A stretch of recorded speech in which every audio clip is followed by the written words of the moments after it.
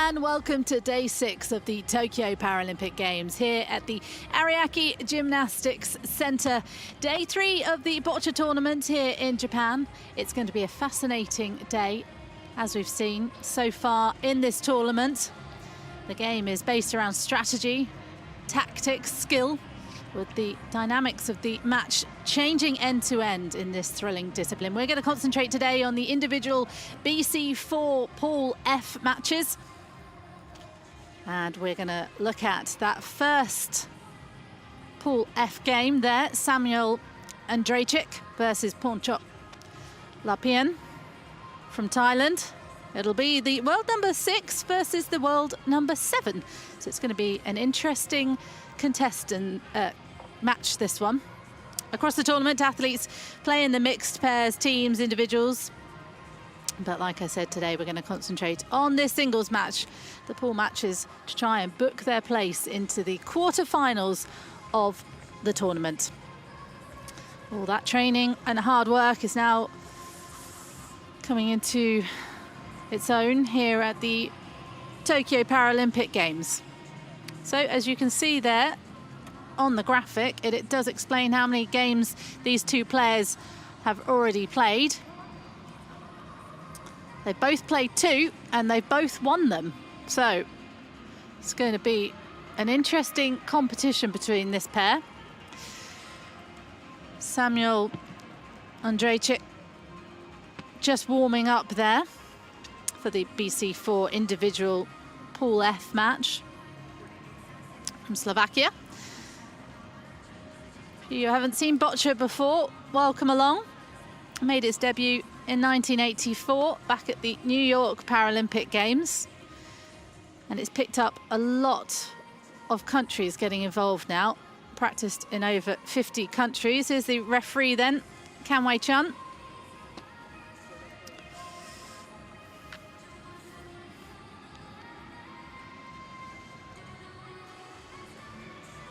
So the game, the individuals are consisting of 4 ends. Each player has 6 balls and the aim is to get closest to that white ball, which is the target. That's called the jack. As you can see with the warm-up here for Lapian from Thailand. Just showing his scores there about who he's beaten so far in this pool to try and book his place into the quarterfinals. It will be, though, Samuel Andrejczyk who starts this match, however, because he has the red balls. There you can see the 2 players he's also played in this tournament so far. A 7-3 win and an 8-0 win in Pool F. So we're going to probably see quite an interesting match here today.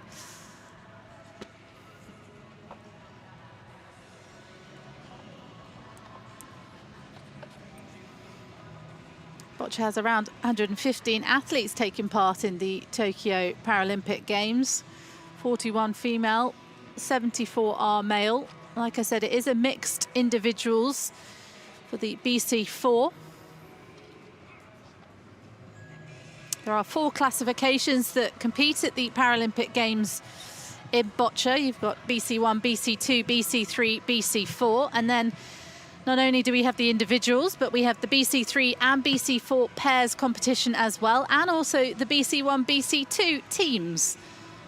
So plenty of Boccia to look forward to over the next couple of days in Japan. So as you hear there, the referee has started the match, and it is Samuel Andrejczyk who is first up to set the jack for end 1.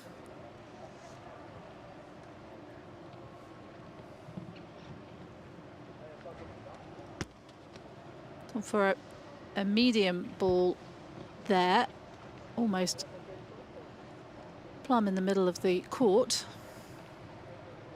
Maybe a little bit long, actually. But he will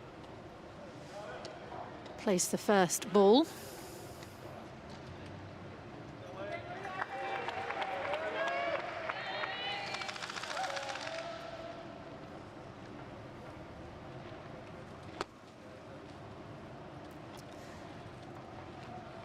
That's the first good ball from the Slovakian. You sometimes don't want the jack to touch the first ball to touch the jack rather in your first go, because it can leave it even more open for your opponent to gain an advantage early on. In the BC4, they have 4 minutes per end. As you can see on the clock, the time is ticking by. And they have to deliver their 6 balls in that time. If they run out of time, which is unlikely for these very professional athletes that have worked incredibly hard to be at these Tokyo Paralympic Games, then that ball doesn't count.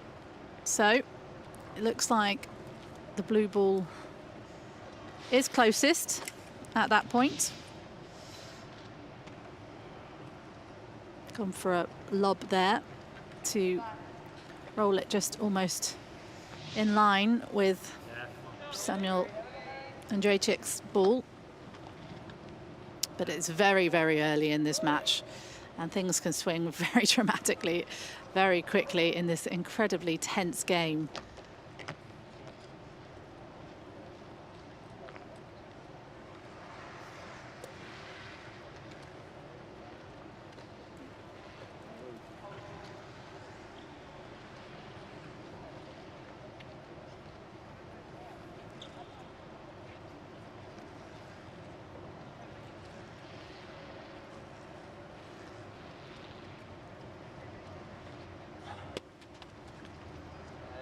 Another lob there from Andrzejczyk, trying to push on his own ball a little bit closer to the jack, and he has done that very well. It's opened it up a little bit for Lapien, but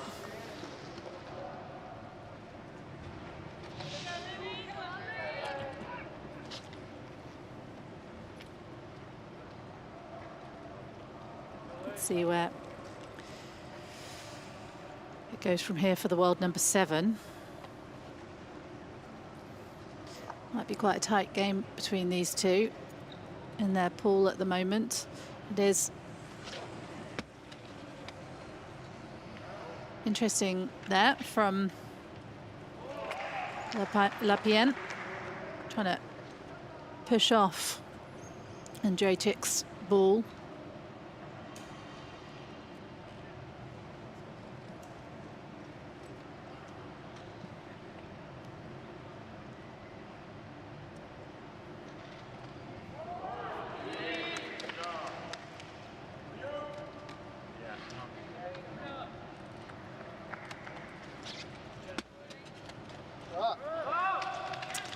You can hear they're happy with that one. We don't have any fans here, but we do have the teams who are cheering on from the sideline. So just pushing on his own ball there to gain an advantage and get a little bit closer to the jack.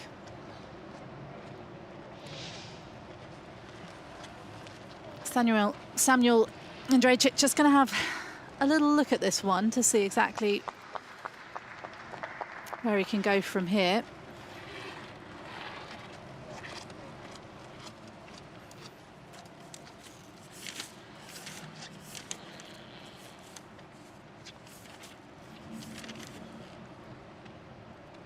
In the BC4 game, they are eligible to have an assistant who you'll see behind both the athletes, and they can face the court. BC4 is impairments of non-cerebral palsy origin. They play in the pairs and in the individuals as well.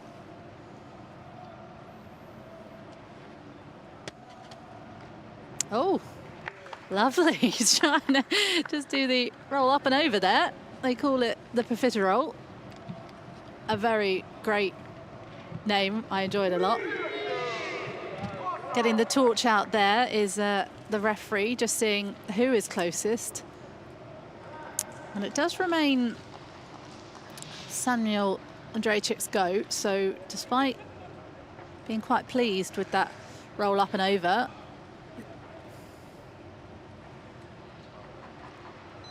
with the roll on top, He tried a similar move again. He's frustrated with that one, is the 24-year-old. 1 minute shown on the clock. 2 balls remaining in this end for the man from Slovakia. 1 minute. Seemed a bit frustrated early on in this game.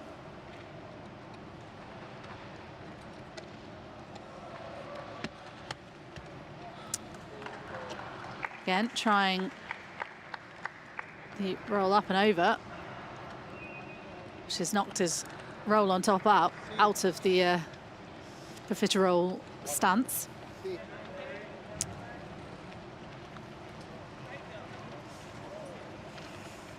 Lapien just coming to have a look at this one again, and he's quite quickly realised the set of play there, so heads back to the box. The athletes must throw their balls from inside that box, and if they have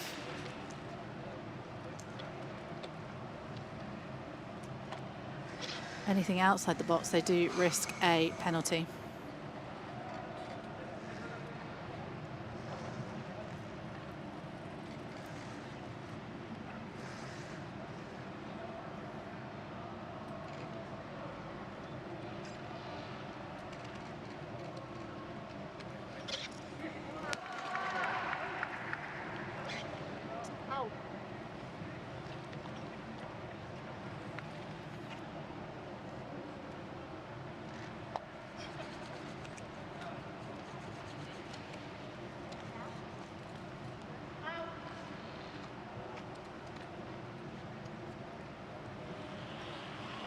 One run. 10 minutes. 1 run. 1 minute.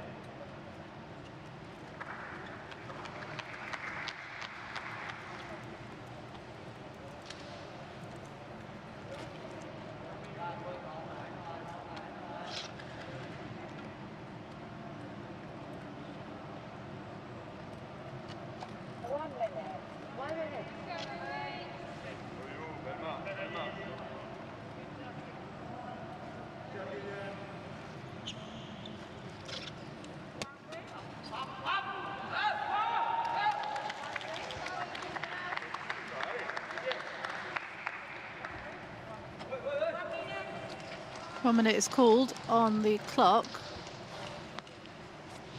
Referee just checking to see if the jack has gone out of the court.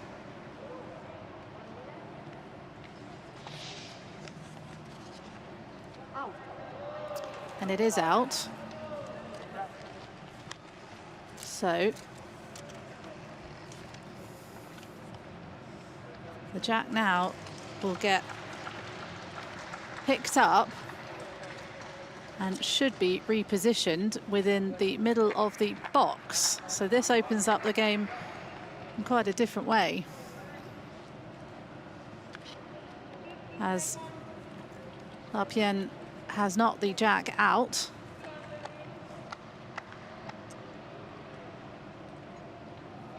Not happy with that one. Remains Lapien's go. So what happened there was that the jack just got knocked out of the court, and when that happens, it then must be removed from the court and put back into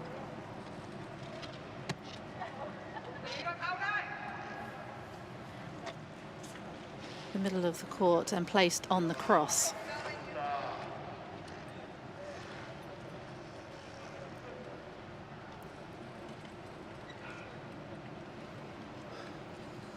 So it's game slightly different now, that's why the balls are all on the left side of the court for the players, because the jack became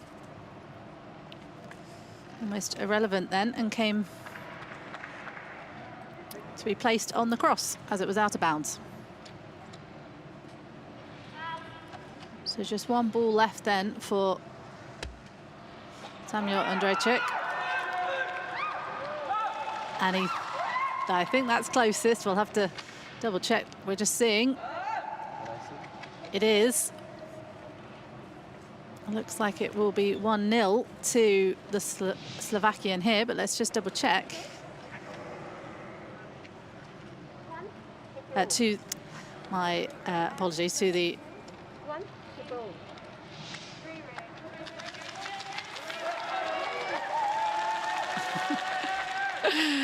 so Ponchok Lapien there taking the first point from this end, and a bit of a different end to that one, with the jack being knocked out of the court and then being placed on the cross, and it changed everything a little bit. They could only ever score 1 point from there, and it's gone to the man from Thailand in this individual BC4 Paul F match.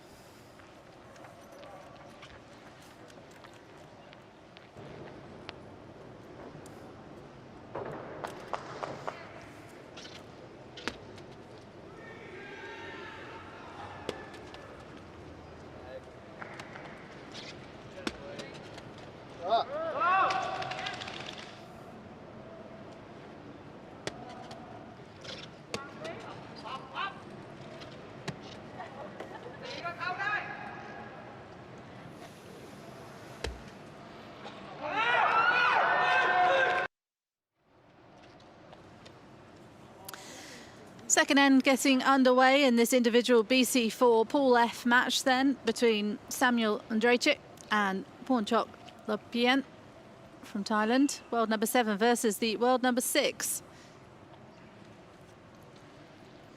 And it is Lapien who is leading 1-0 heading into this second end.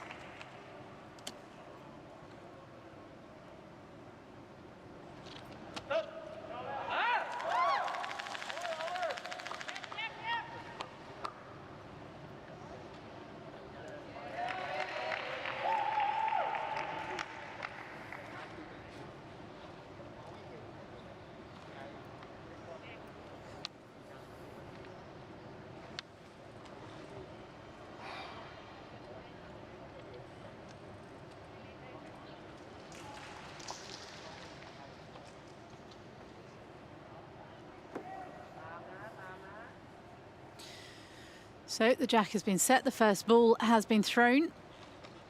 Oh, and that's a pacey ball from the man from Slovakia. Gone for the smash there. Quite a power shot along the ground. As you can see, it's pushed the jack open a little bit more. Create a bit of space for the opportunity for the 24-year-old to score here. He is trailing 1-0, heading into the second end.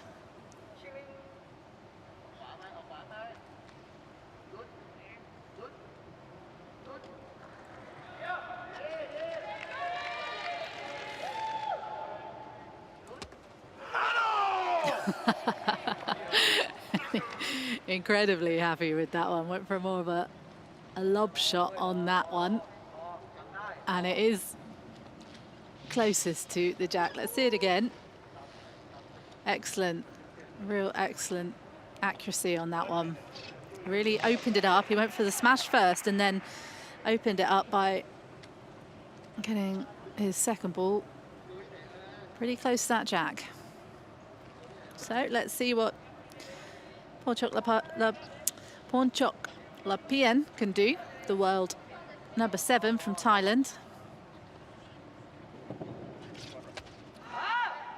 Going for a pacey shot again there. More of a lob to, again, try and open up this match a little bit. And he's done it quite well there.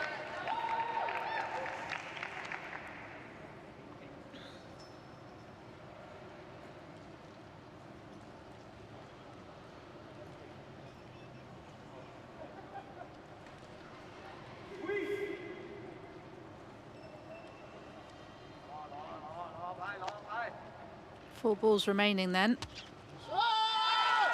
You can hear the cheers again. Pleased with that shot. And it is a good shot because he has only slightly but importantly, block the jack from Andrejczyk. As you can see, both those blues are in the line where the Slovakian would need to throw the ball.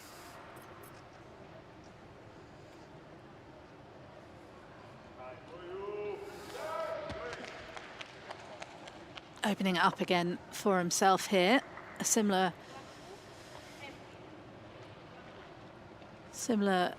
tactic as before, which is to try and push off rather his opponent's ball to open up the jack a bit more, and he has managed to do that in this second end.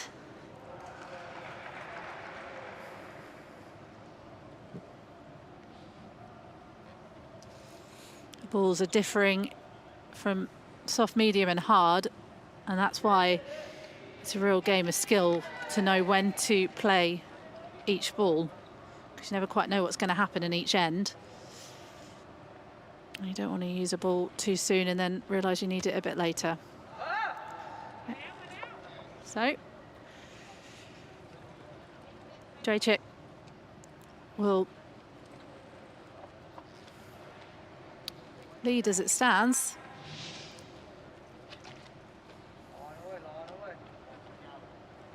But just by one ball.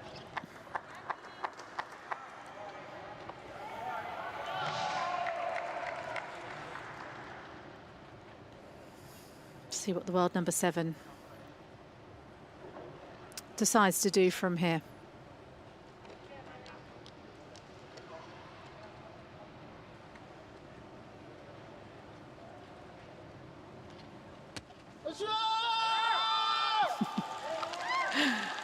He's pleased with that one, and it is closer. We'll see the referee. Oh, the referee saying red is closer, so blue is closer rather. Get my colours mixed up today, sorry about that. Blue is closer. Bornchok Lapien is closer with the blue ball. Slovakia playing in red with Samuel Andrejczyk. World number 6, 24 years old.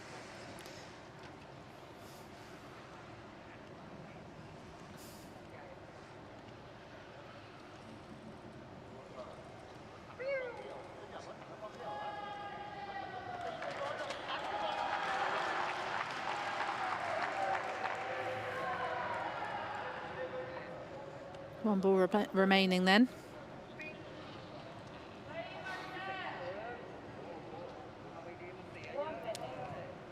One minute called as well.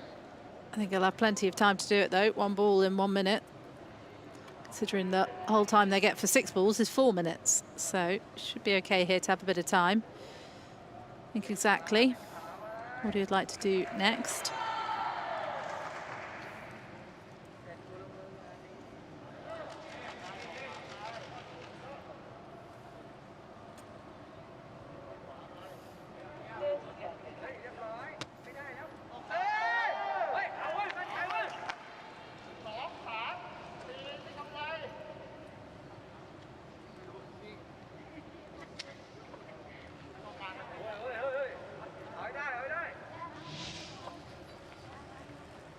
It's going to be a close one, this one.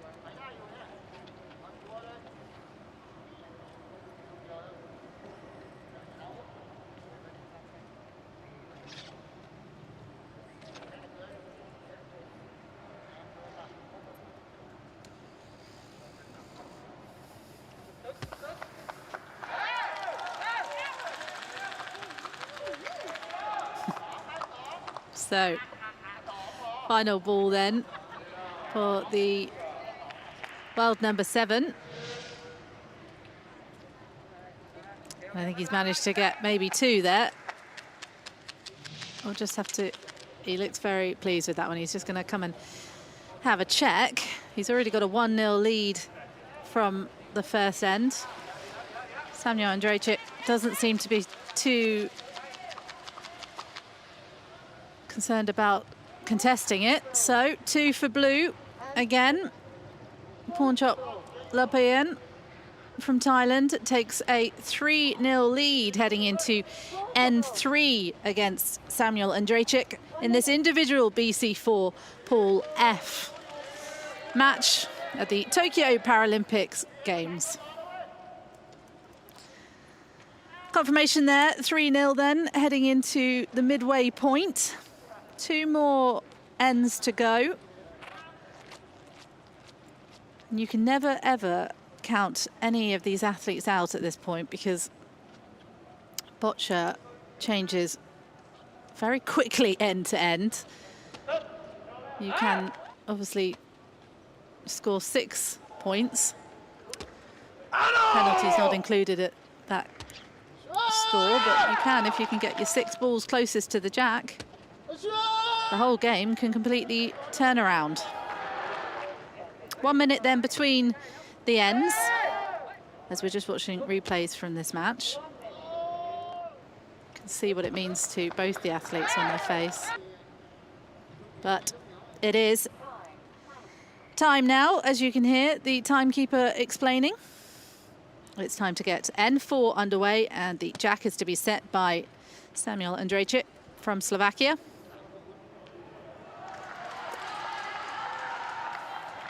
Similar setting of the jack to last time, his first go.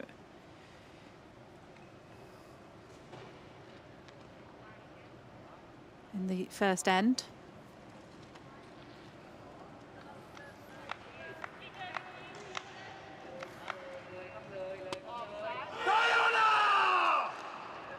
I think that means he's happy with it. I don't speak Slovakian, I'm afraid, but he seems pretty happy with that one, and so he should be, because it's a nice start.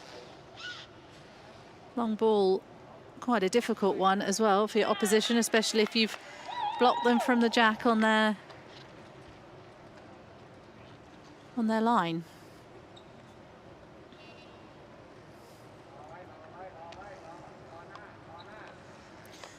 Lapien then steps up for Thailand, the world number 7. This is second Paralympic Games. That ball will be out. Dead ball. Trying to go for a smash there to try and push the jack away from the red ball to give himself a bit more space. 1/3 bronze, rather, in individual BC4 in 2016 in Rio, as well as pairs bronze for the BC4 in 2016, and also competed in London 2012, where he took 6th in the pairs BC4. Just trying to push off that red ball from the jack, and the team are happy with that. 3rd ball then for Lapien.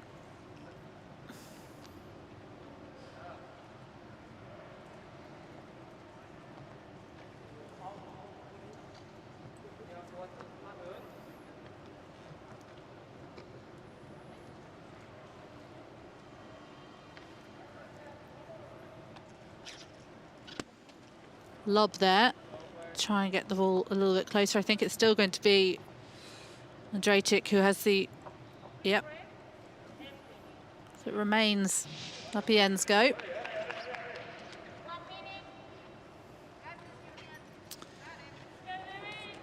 Also took part in the World Championships. He came 2nd in the pairs in the BC4 in Liverpool in 2018, 5th in the individuals. Also took part in the Asian Para Games. Finished 3rd in the pairs for the BC4 in Jakarta. Took up boccia at the age of 9 at primary school. And his hero is none other than English footballer Wayne Rooney.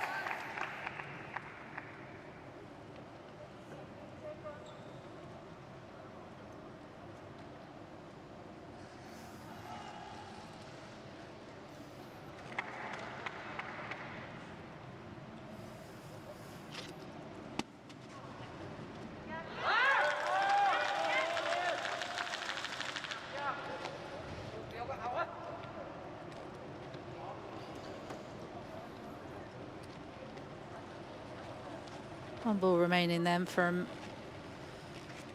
Lapien as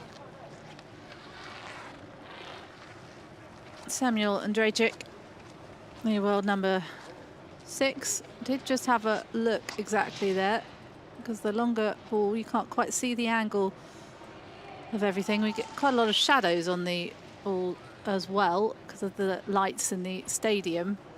It's always a little bit more difficult for us to be able to see exactly when it's very close whose ball is closer.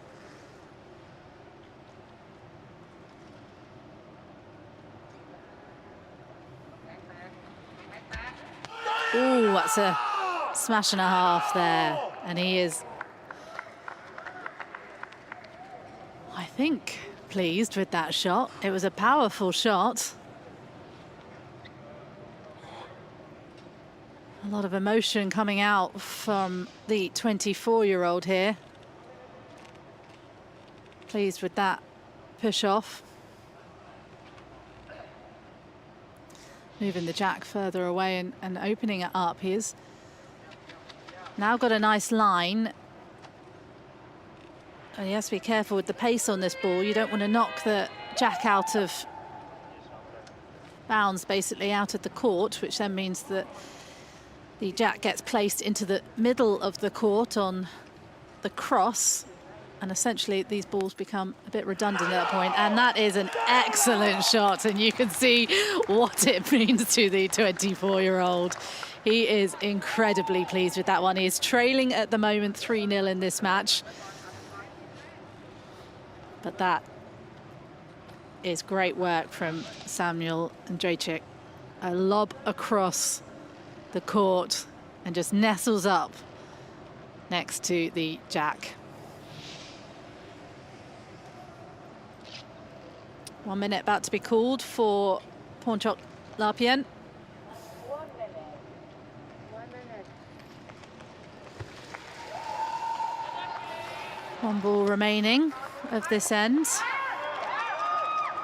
To take a look at that one. Nope, still going to be Samuel Andrzejczyk who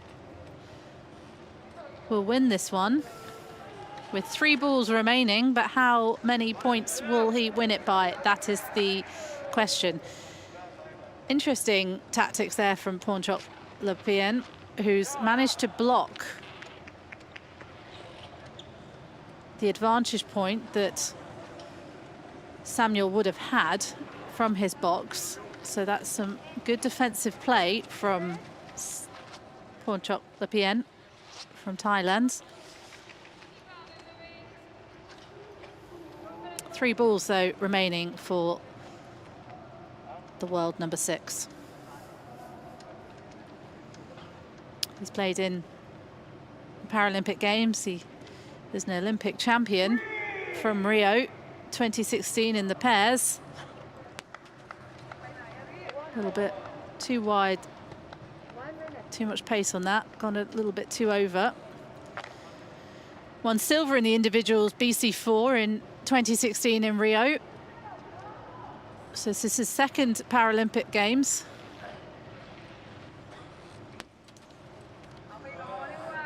It's a tricky positioning here for Andrzejczyk.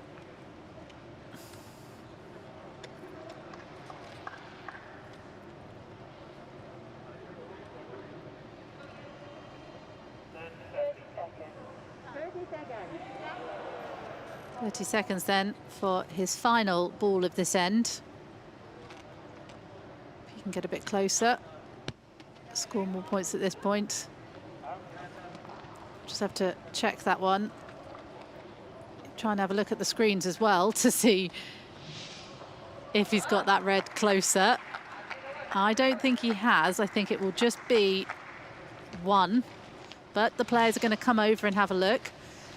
Kan Wei-chun is going to explain exactly what she thinks. And I think she's saying 1. If you see, the referee just holds the paddle. She's going to measure exactly because it's that second blue ball on the outside there that is stopping Samuel Andrejczyk from scoring anything more than 1. So that's the important one she's going to check. Okay.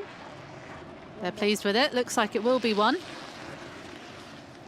So, heading into the final end then, it is 1 to red, which is 1 point to Samuel Andrejczyk Correct. in this individual BC4 Pool F match. But it is Pornchok Lapien who leads 3-1 in this match, however, heading into this final end of this match in the individual BC4 Pool F matches. So these athletes trying to book their place into the quarterfinals. Let's just watch the replays here.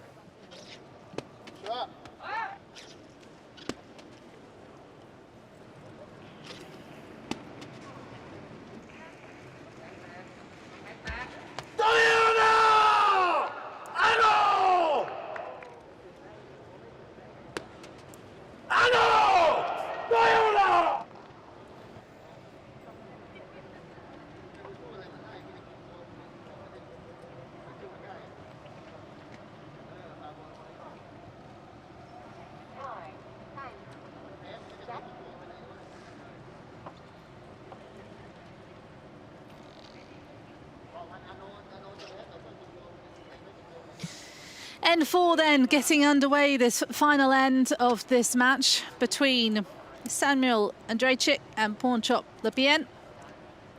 Slovakia versus Thailand in the individual BC4 Pool F match.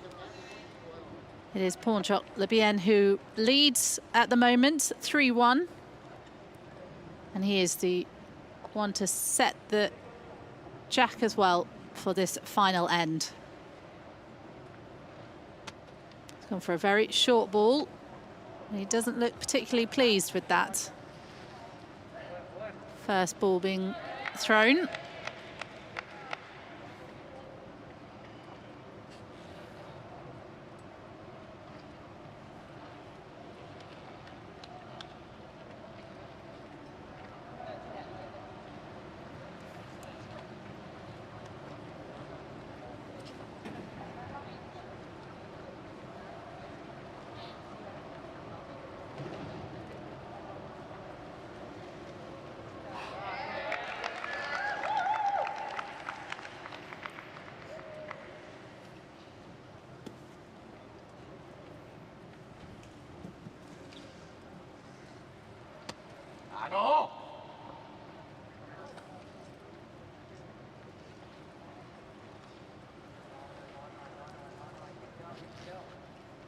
So the red is closest.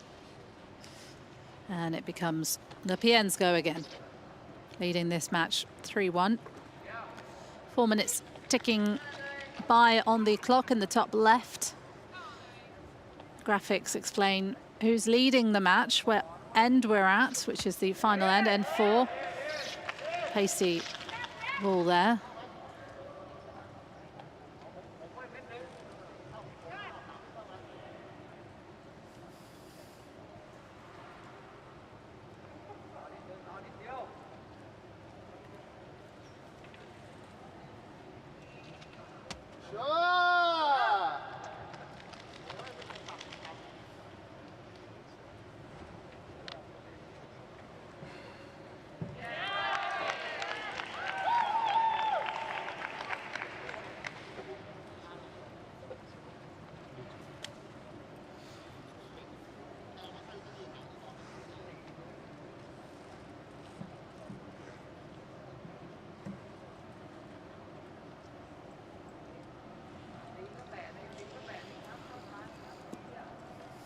Samuel Drejcik then going for a smash there to open up the jack a little bit. Still though, Lepien's ball that is the closest ball, the blue ball there. The target is that white jack in the middle. If they can get as many balls closer than their opponents to that ball, they win the end. But it was Samuel Drejcik who is trailing 3-1 in this match, in this final end. It's important he wins this one if he wants to progress into the quarterfinals. Top athlete in each pool, and the top 2 athletes ranked second place will qualify for the quarterfinals. And he's pleased with that one. Emotion pouring out of the 24-year-old.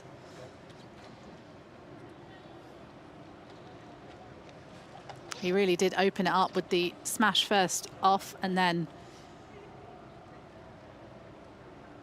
managed to give himself a nice line towards the jack.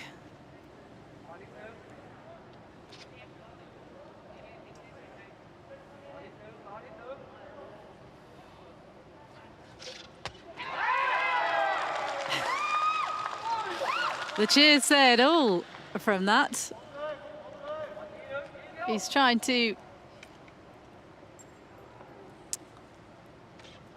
push off any advantage that Samuel Drejcik has built up, opening up the jack again for himself. He's the blue ball, and now he's got a nice line to the jack. If he can get that pace right, which he has done very well. Cheers all around the stadium. And he's pleased with that one. He even allowed himself a little smile there, and a breath. You can see him breathing out there as a sigh of relief. The graphics have temporarily left, so I can't quite see what the time is left on the end, but we are in the final end of this match, where it is Ponchok Lepien who leads 3-1. So it is very important for the Slovakian Samuel Drejcik to win this end to try and win the match.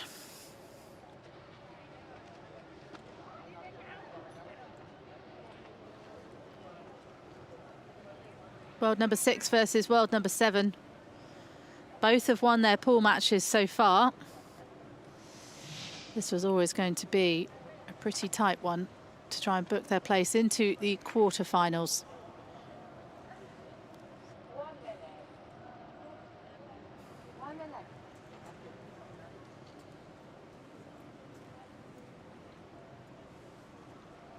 (3-1) then is the lead from Ponchok Lepien.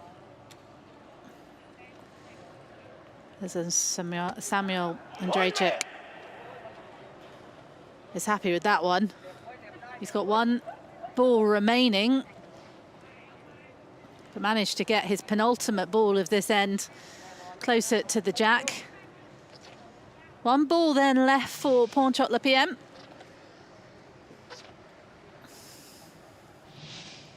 If it stayed how it was, it would still be Lepien who wins this match, because it looks like Drejcik only has one red ball that is closer, so he wouldn't have enough to win the match because it would only be 3-2. So his final ball will have to be something quite spectacular if he wants to take it to a tie-break. That was a beautiful shot, using the push-on to move his blue ball closest to the jack. And that, as it stands, would give him a 4-1 lead in this match. 30 seconds then called for Andrea Drejcik You have to still, time ticks down regardless if you want to go and take a look at the positioning of the balls, and this is going to have to be something quite special from the Slovakian. He's going to have to push off that blue ball. Not quite the end, I'm sure, that the 24-year-old was hoping for there. 1 point then to Pornchot Le Pien. The end of that match in the individual BC4 Pool F match. And it is Pornchot Le Pien who has taken the win 4-1 over Samuel Andrejczyk of Slovakia in the individual BC4 Pool F match at Tokyo 2020 Paralympic Games in the Boccia. Well, a tense end there for everyone involved. Fascinating match there as it unfolded over the 4 ends. You can see disappointment there from Samuel Andrejczyk, but Pornchot Le Pien winning his 3rd match in Pool F. Top athlete in each pool, and the top 2 athletes ranked 2nd place. They do qualify for the quarterfinals, so incredible end to that match. Really, really incredible. This is what I mean by boccia can change end from end. Anything could have happened at the end of that match. It was an incredible one to watch.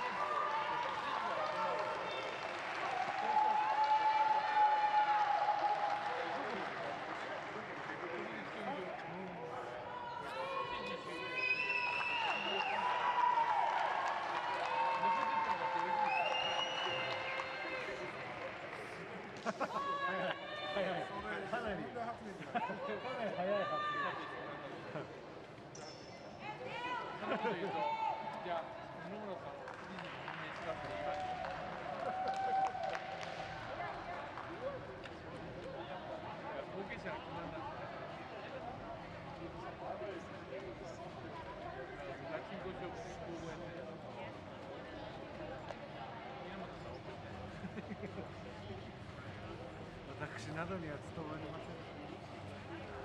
21年ぶりの公認コース。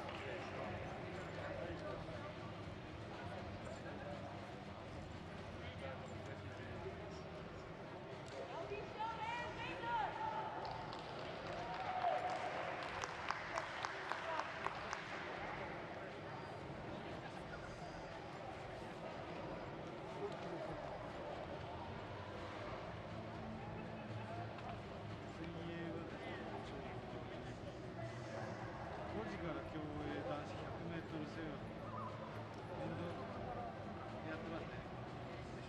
はい、一緒。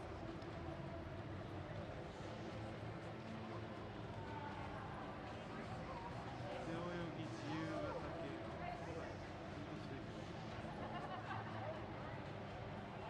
車椅子バスケに昔の乗らなきゃいけないわけじゃない。伝説ある競泳でも。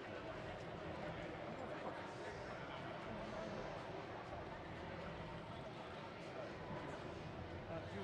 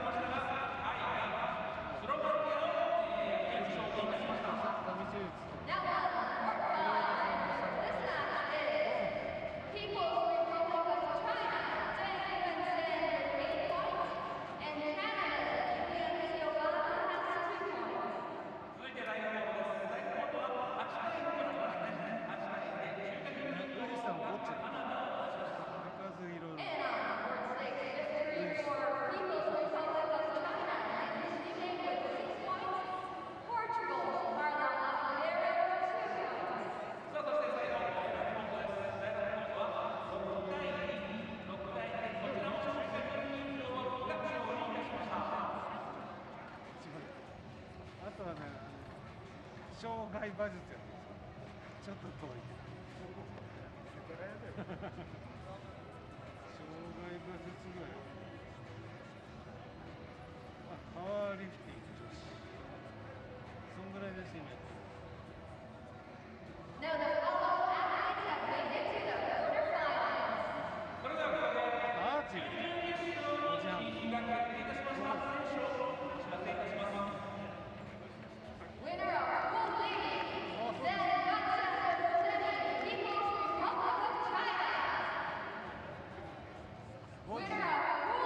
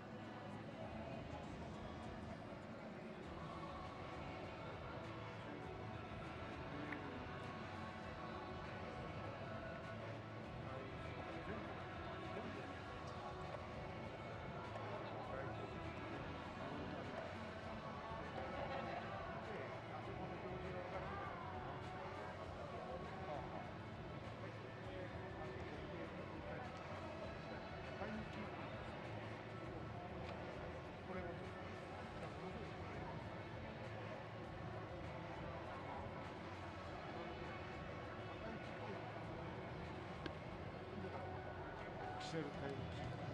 これ書いてある。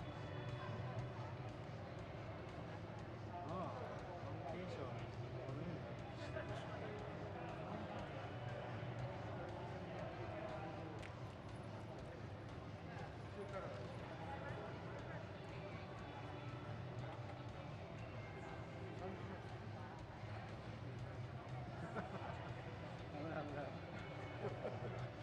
大変な時給、単価計算しちゃうといろいろややこしくなっちゃ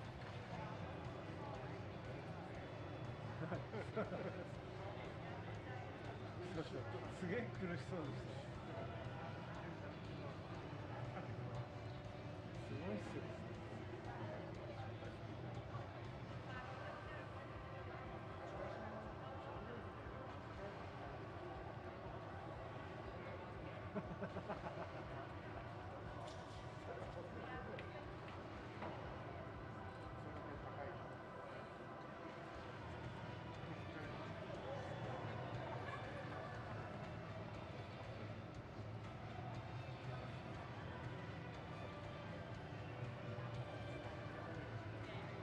いいっすね。ちょっと目が。組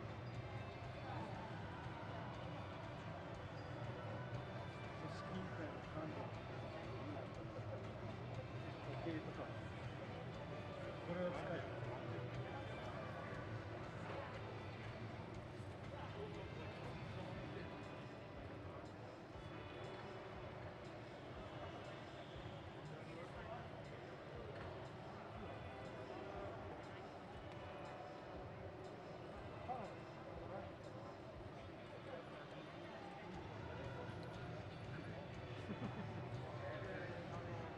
内情知らない。組織。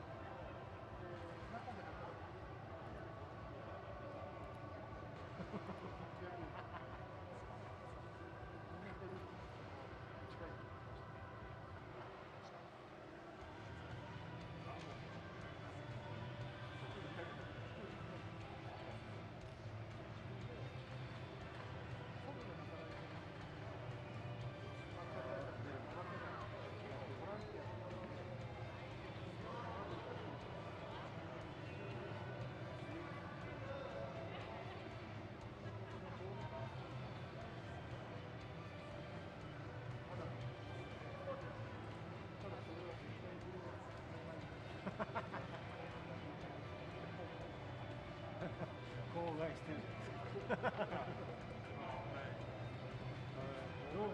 どう漏れちゃうか。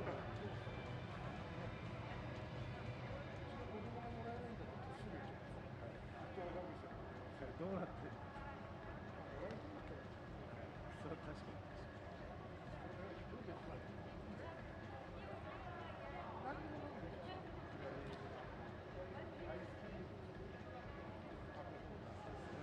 この暑さはちょっと半端ないですよね。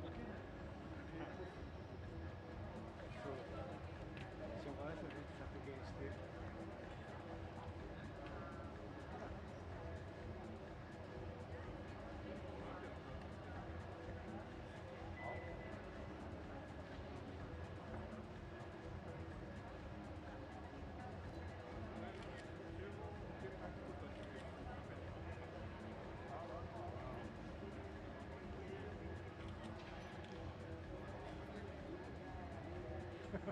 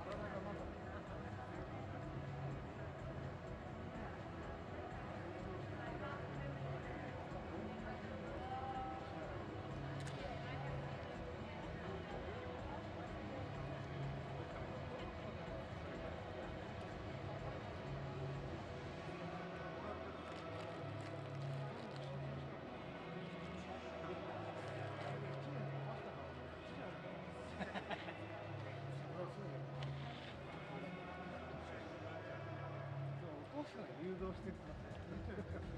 お嬢さんがお父さんに出てきたってことですね。さすがでございます。ちゃんと問題提起してる。なか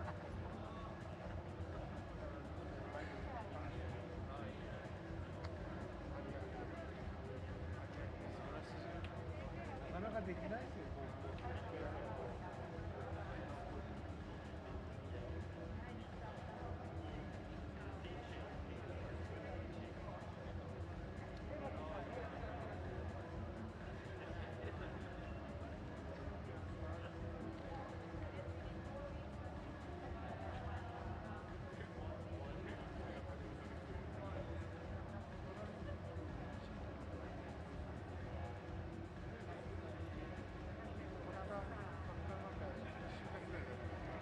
リーダーですよ。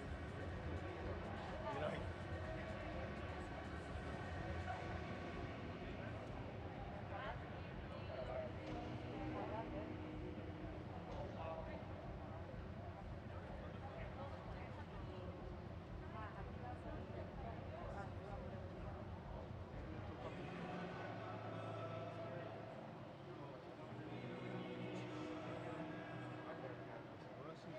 そんな経験、高校3年生でできる。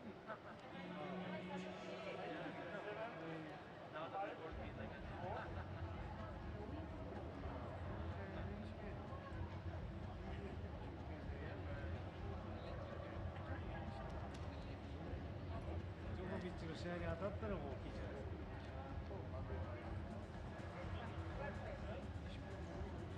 そんなメイン試合のボールパーソン。素晴らしい。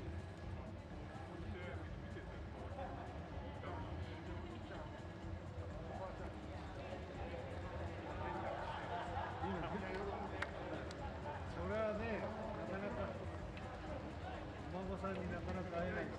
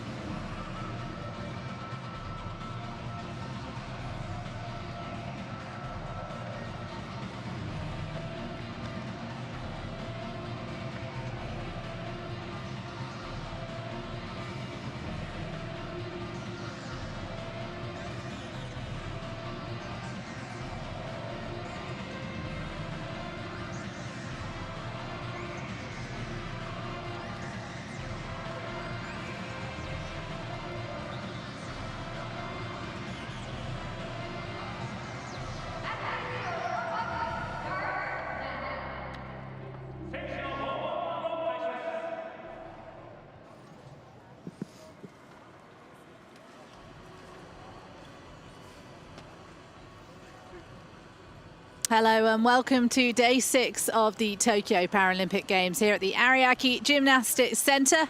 Day 3 of the Boccia tournament here in Japan.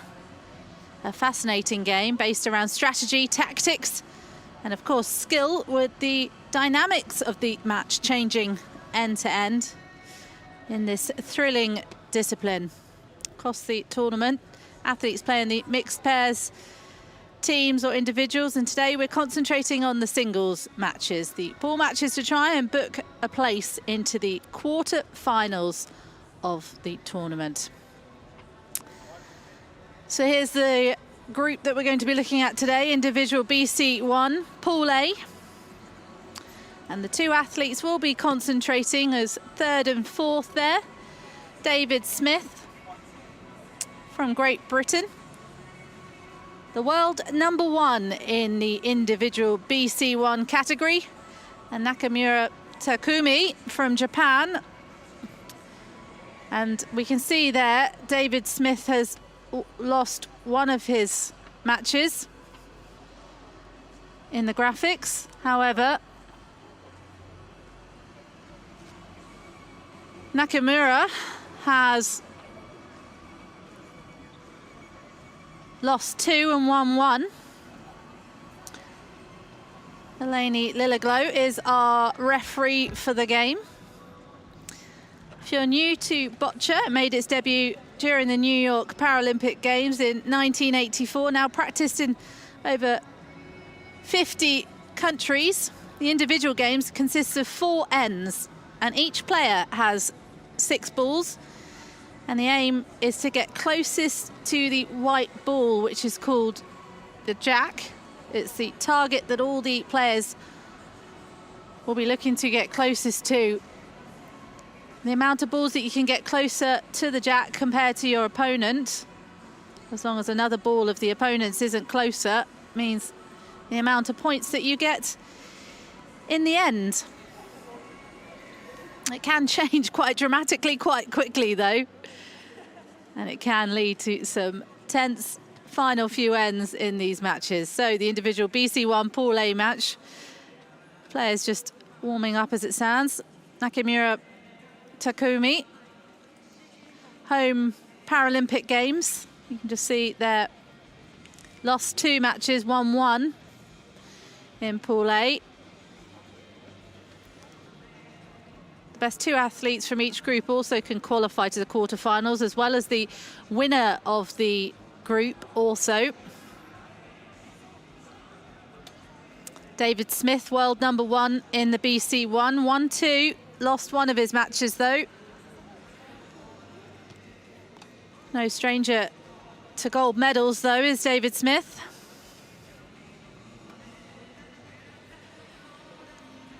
He is the Paralympic champion for the individual BC1 from Rio 2016, and in teams as well in Beijing in 2008 rather.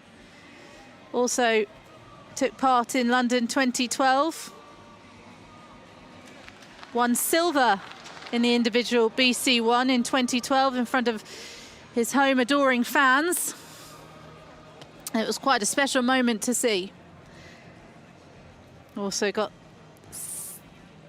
bronze in London in the BC1, BC2 team event. 4 categories then in Boccia: BC1, BC2, BC3, BC4. BC3 and BC4 also play individuals as well as pairs, and the BC1 and BC2, they play teams, but collectively as well as the individuals. So plenty of chances, 7 chances for medals across these games if you play in the pairs and the individuals. Obviously you can't win 7, but you get what I mean. This match will be getting underway very shortly then. The 32-year-old from Great Britain will start. Lives in Swansea, was born in Southampton.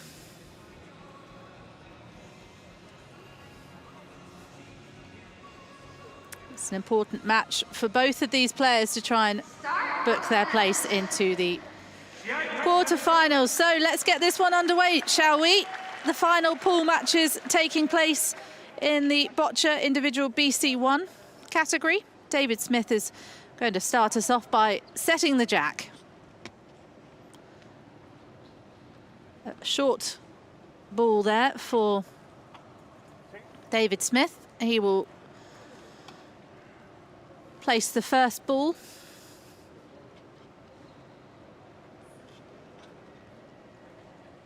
In this first end.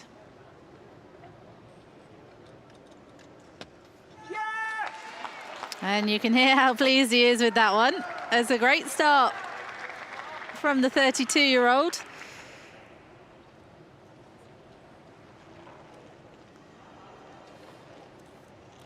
Nakamura playing in front of his home crowd, something very special for any athlete.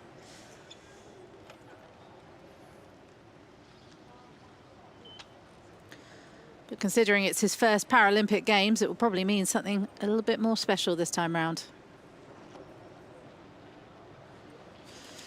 The time at the top of the screen explains how long the athlete has left to throw their 6 balls. And in BC1, it ticks down from 5 minutes per end. And throwing the jack is included in your time.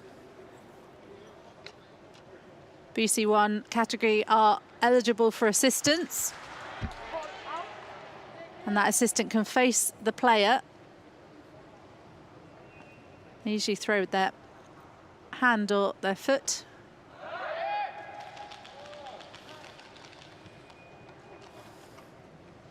BC4 category is the only category in Boccia that non-cerebral palsy players take part in. So the clock is ticking down to 3.5 minutes now for Nakamura, as he's looking to take his second throw, and it's a lob, and you can see what he was trying to do there, trying to push off that red ball David Smith placed at the beginning. Didn't quite work for him though, as the ball went out of play.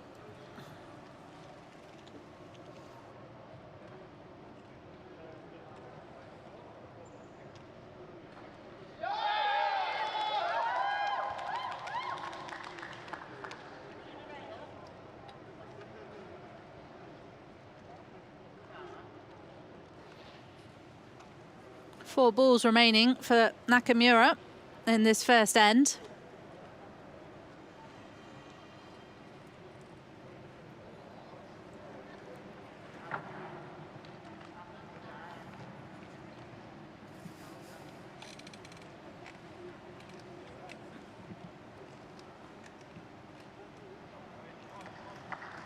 So in the individual BC1, it's the best 2 athletes from each group that go through to qualify for the quarterfinals. BC1 is slightly different from BC3 and BC2 and BC4, which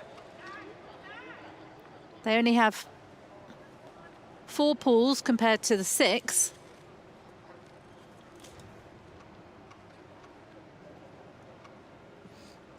Two minutes left on the clock then here. 3 balls remaining to throw for Nakamura, who can't seem to break through that impressive first ball from David Smith.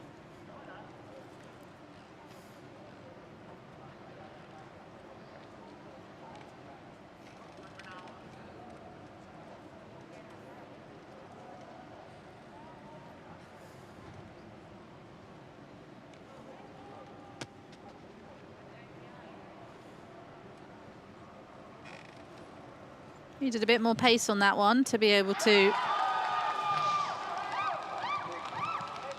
push off the red ball, which is what he's trying to do.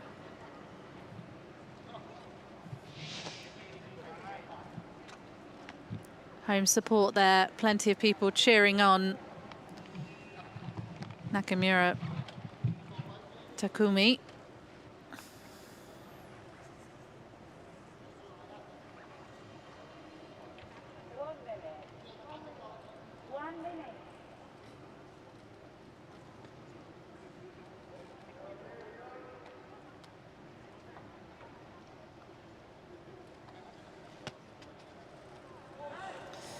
So because David's red and the jack are so soft here, the Japanese athletes' balls just are bouncing over them rather than splitting them. As you can see, they're just knocking the ball slightly. A lot of power will be needed to split the jack and that first ball, I imagine.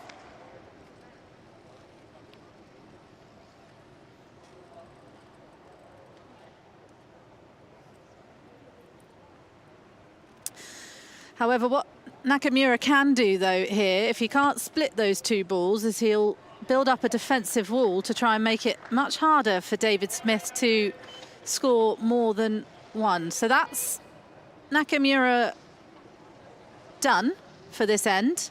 6 balls have been thrown. What can David Smith do from here? The world number 1, Olympic champion in Rio 2016. An exciting player in this discipline.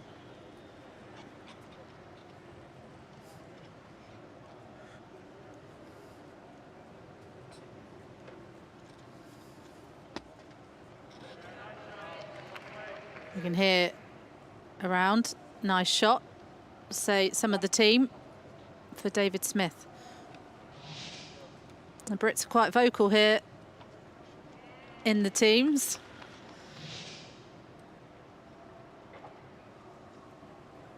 Whenever a Paralympic GB player is playing, you can hear a mile off, basically. Excellent shot there again from the world number 1, David Smith. Looks like that will be 3 balls as it stands at the moment. How many more can he get here? And he's playing this excellently because Nakamura really did set up a good defense, and it looks like David Smith is making his way through. So he's asking for another ball there from his assistant. Sounded like he said 5. I wonder if he numbers the balls. That would make sense to know exactly which one the assistant is to give him.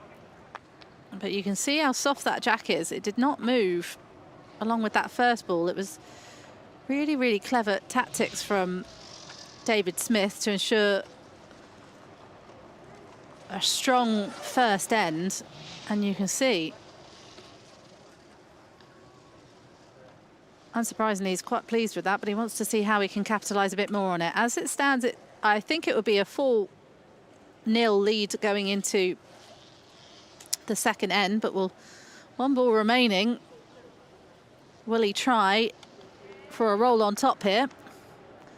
He's shaking his head. He's got 2 minutes or so left on the clock, so he's got plenty of time to think about this final ball. And he's asked for ball 6. What's he going to do here then? Is he going to try and roll that ball on top?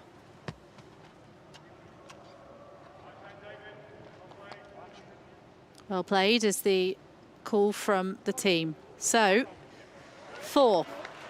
A great start from David Smith there in end 1. He takes a 4-1 lead heading into the second end against Nakamura Takumi from Japan, the world number 9, taking on the world number 1. And he takes a 4-0 lead heading into the second end in the individual BC1 Pool A match.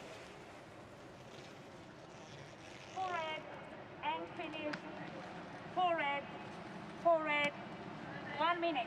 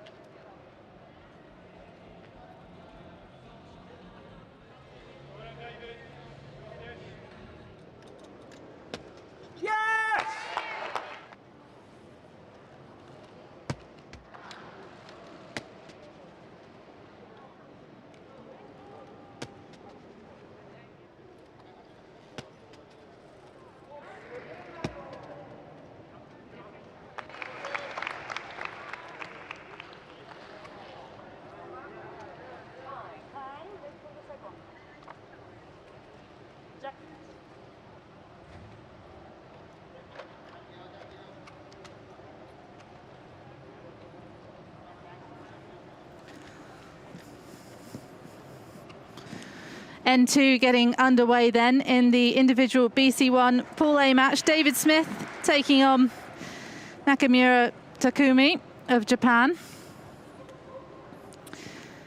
David Smith with a 4-0 lead.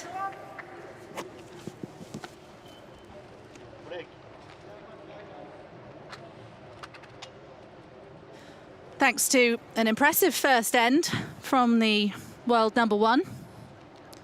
But we go again. And it has been Nakamura who has set the jack.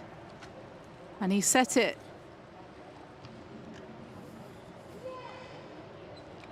quite plumb in the middle, really, there. Probably a bit long than the middle, as you can see the box that the jack gets put in if it rolls out of play in shot there.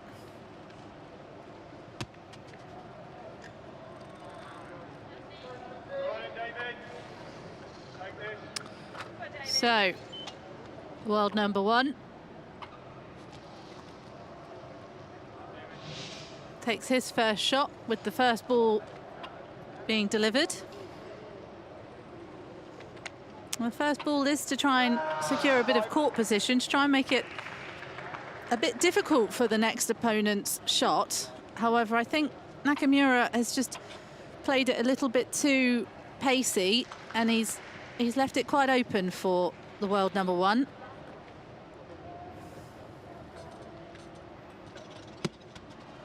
Yes! As you can see there, the accuracy is incredible from these athletes. However, he was left a bit of an open goal there. Still early, though, in this match. You've got 4 ends of a boccia game in the individual BC1 Pool A matches, looking to put their place into the quarterfinals. And all of these matches are must-win matches for these athletes. In the pool at the moment, David Smith is sitting 3rd with 3 games played and 2 won and 1 lost. Nakamura, unless he can get a pretty high score line here, doesn't look like he will progress into the quarterfinals.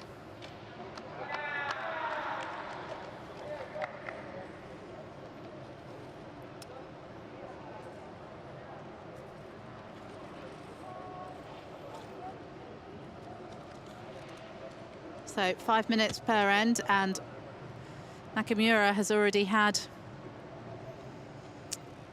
half of his allocated time.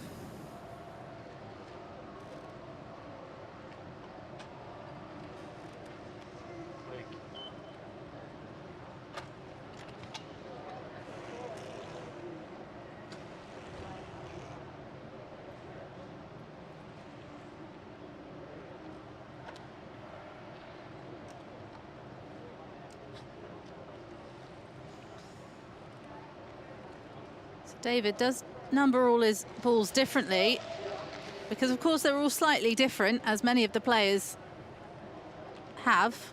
You can have a softer ball, a harder ball, more of a medium ball. So this is why the tactics are so incredibly interesting in boccia.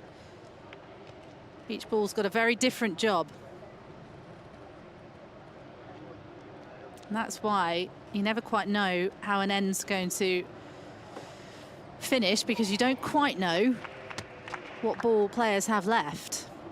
So you can see what Nakamura is trying to do here, which is set up a bit of a defense around the jack, which he set. Still looks like it's David Smith's ball that is, it is David Smith's ball that is closer as it stands. But he's just trying to make it a bit more difficult for David Smith to score high here. However, that's what he tried to do in the first end, and David Smith has taken a 4-0 lead, which is a healthy lead after the first end. Nakamura at the world number 9. David Smith is the world number 1. 1 minute.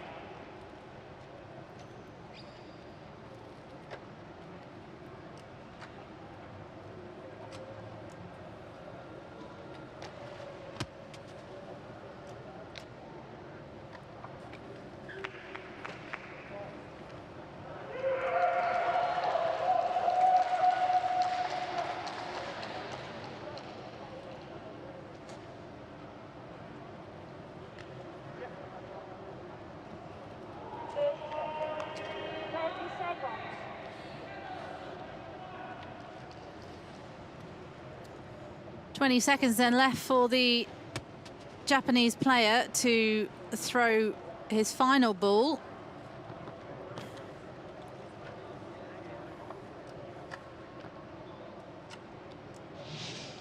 Break. 10 seconds. So another ball that just goes a bit wide of the jack. He's trying to set up a defensive wall. So time is over there for Nakamura, unfortunately. He won't be able to throw his final ball. Just ran out of time at the end. But David Smith will be the next player then. Cheers from the team. He has got a 4-0 lead in this one, does the Paralympic champion. 6. Going for ball 6 first. And you can see the concentration on his face. The accuracy of this player is something quite incredible. And you can see why he's world #1.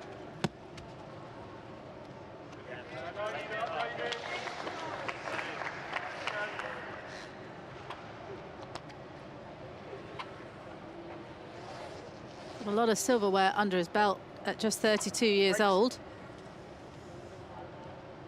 Competed in the 2008 Paralympics Games, as well as the 2012 and as well as the 2016. He won silver in London in 2012.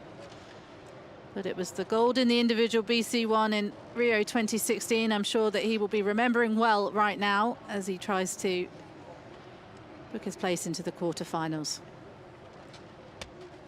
Yeah, come on. Pleased with that one. Another excellent shot from the Great Britain player.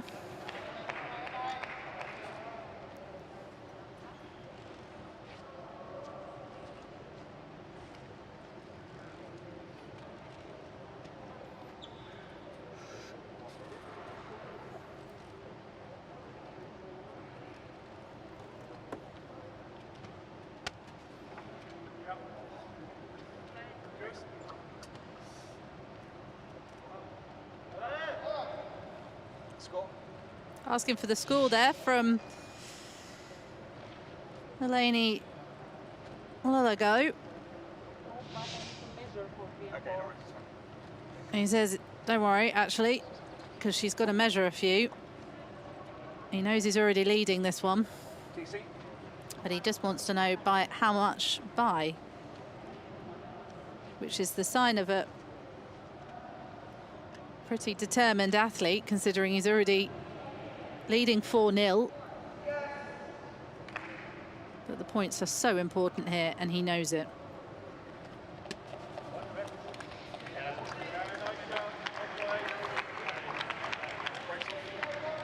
Cheers all around then. Final ball. Let's see how many. I think that should be 5 as it stands, but 1, 2, I'm doing counting while on air. That's always impressive. David Smith coming to have a look. He's got 1 ball remaining then of this end.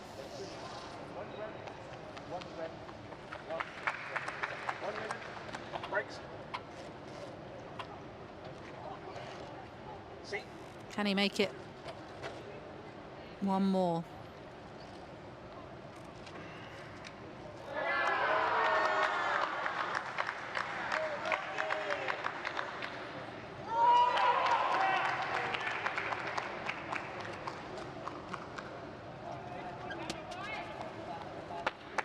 And that would be a yes to answer that question. So this could be quite a big score line. If that is a full 6 points. Let's see, it could be 4. We're listening just to what the referee's saying.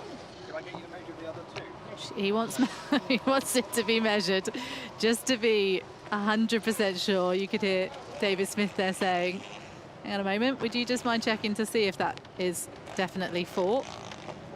Or could it be 5? So he's checking that one. The referees here are incredible because they're Before. 4. 3, 4. Okay.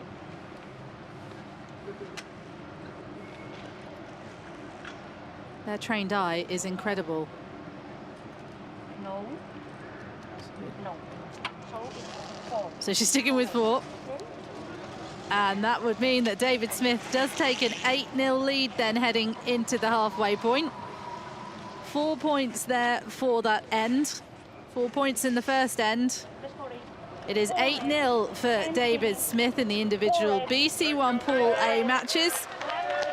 Heading into end 3 against Nakamura Takumi from Japan.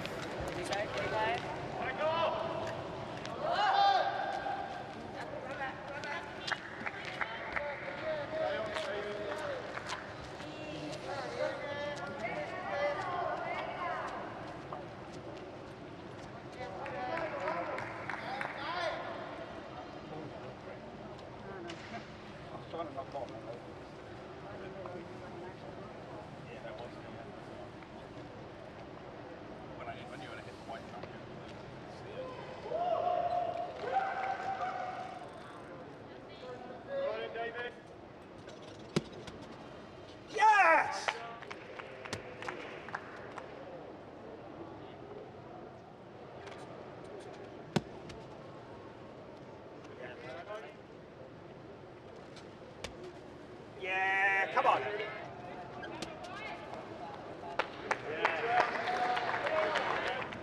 No. That's all it's 4.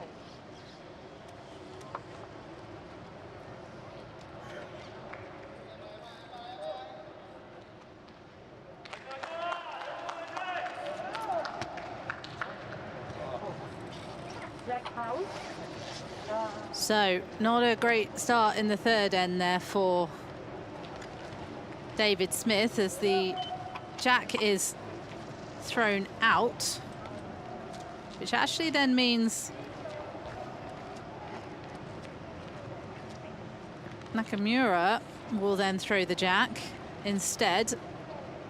A very rare mistake there from the world #1 David Smith, but nonetheless it now becomes Nakamura who sets the jack.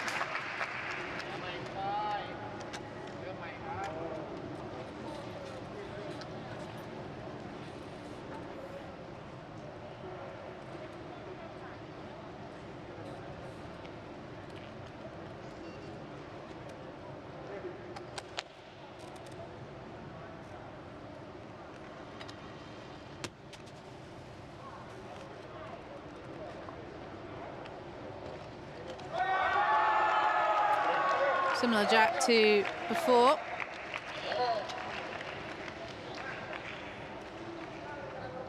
We do favour certain places that they like to set the jack. So here comes the first ball.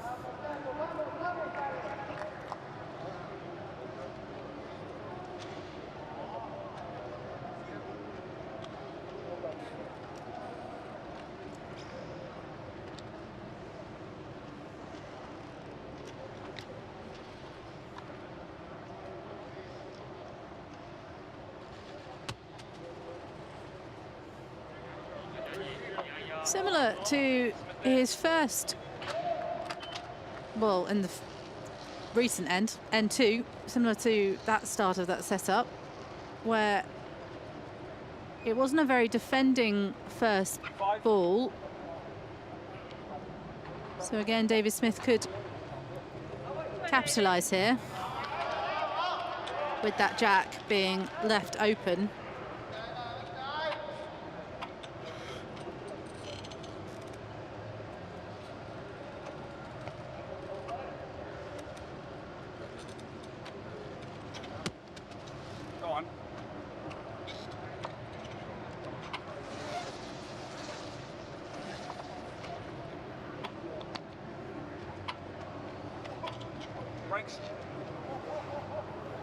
So most players do have differing balls in terms of soft and hard, and that's why you hear David explaining exactly which ball he would like next, because some are harder and some are softer, the softer ones being harder for an opponent to move out the way. And the harder balls good for a bit of pace. Just like we're seeing there. He's trying to push on his own ball to be a bit closer to the jack there.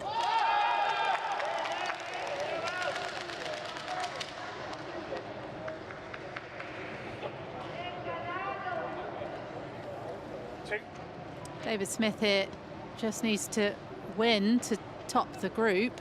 He's already leading 8-0 in this quest to get into the quarterfinals.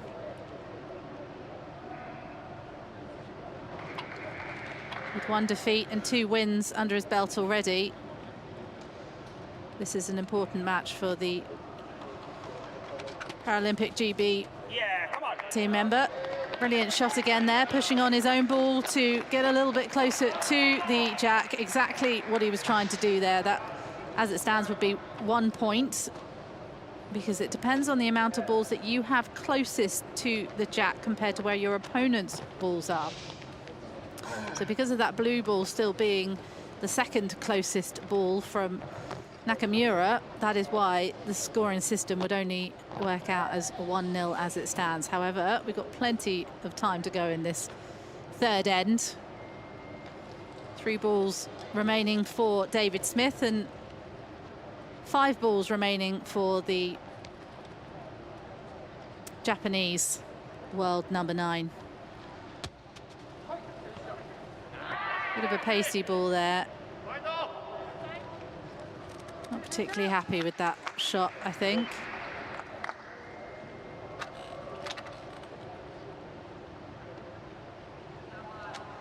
Just repositioning slightly there as the Japanese goes again.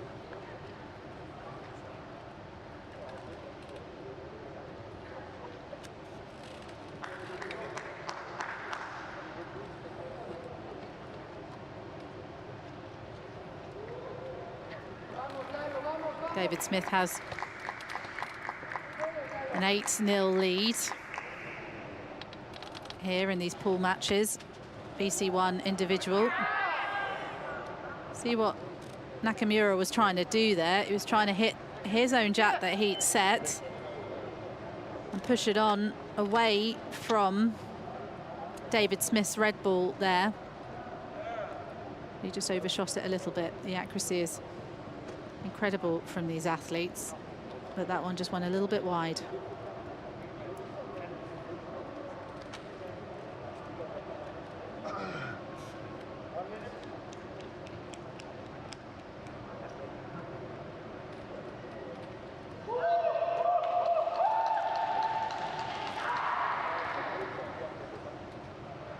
Five other matches happening at the Ariake Gymnastics Centre, but we'll continue rather to follow this individual BC1 Pool A match. That's a better ball from Nakamura.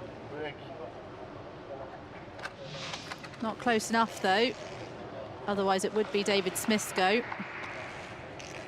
Just hasn't got quite the pace on it there he was hoping for, I think.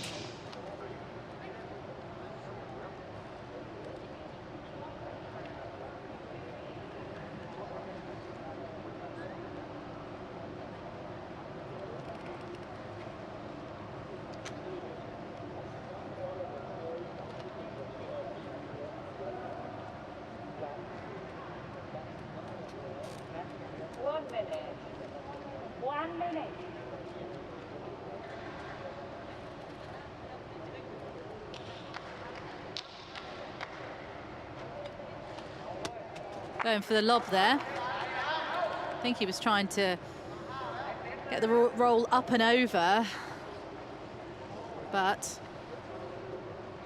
didn't quite work out again. Oh, it's going to be tricky to be up against the world number 1. These players, though, haven't played for quite a long time. Most of them not playing since 2019 because of the global pandemic. But that doesn't mean they haven't been training incredibly hard for this opportunity. Go on, David. Let's go. So Nakamura will lose this end.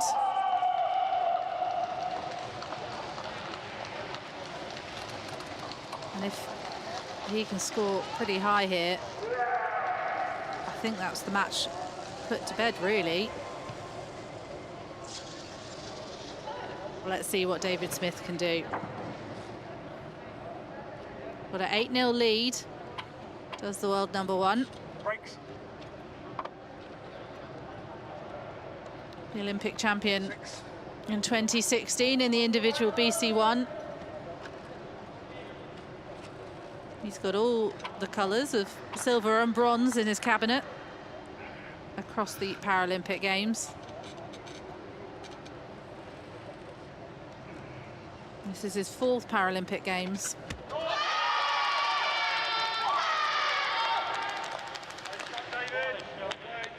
So trying to just push off the opposition's balls so that he has more balls closer. He's still got 2 balls remaining. You can see what he did there. He's opening up an advantage for himself to, because you can see from his position there, David Smith, he's gonna have to get through that blue defensive line that Nakamura has set up. Breaks. But he just gave himself a little bit more space there. So it's going to be fascinating to see what he does next. Just repositioning the chair just slightly to get this perfect angle. Just making sure that all the wheels are in the box. You don't want to face a penalty at this point in the match. 1 minute. 1 minute. Yeah, come on. Well done, David. And that's where his skill really shines through, because he's seen another opportunity in a different part of the court there, and he's gone in from a different angle. Final ball then for David Smith in the individual BC1 Pool A match. He has won this match, but by how much? Well, he's pretty happy with that one. Well, nodded the head from David Smith. He's going to come over and take a look. I reckon that's 2, maybe 3. I think 2, actually. Maybe 3. I don't like to guess until the referee tells me, because she can see it much clearer than I can, and her trained eye is incredible.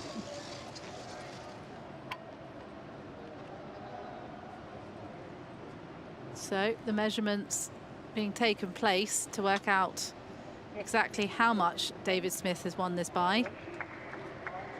Listening to what she has to say.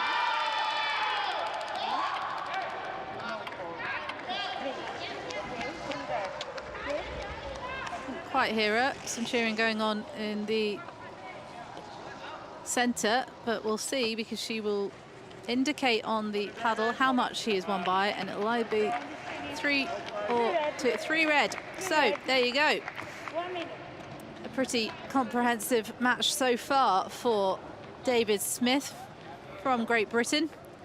He's now taken an 11-0 lead heading into the 4th and final end in this individual BC1 Pool A match against Nakamura Takamu, the world number 9.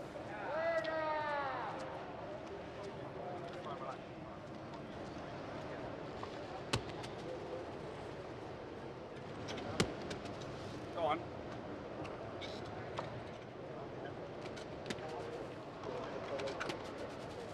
Yeah, come on.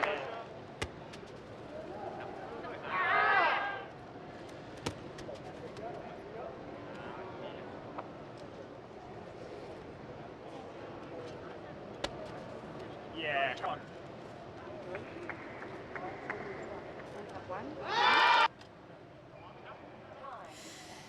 So here we are then for the final end of this individual BC1 Pool A match. David Smith versus Nakamura Takumi from Japan.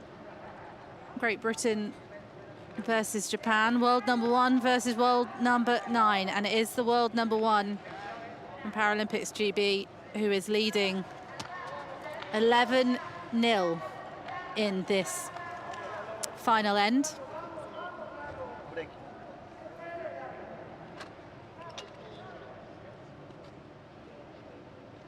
And he's put himself in a pretty good position to qualify into the quarterfinals. As David Smith.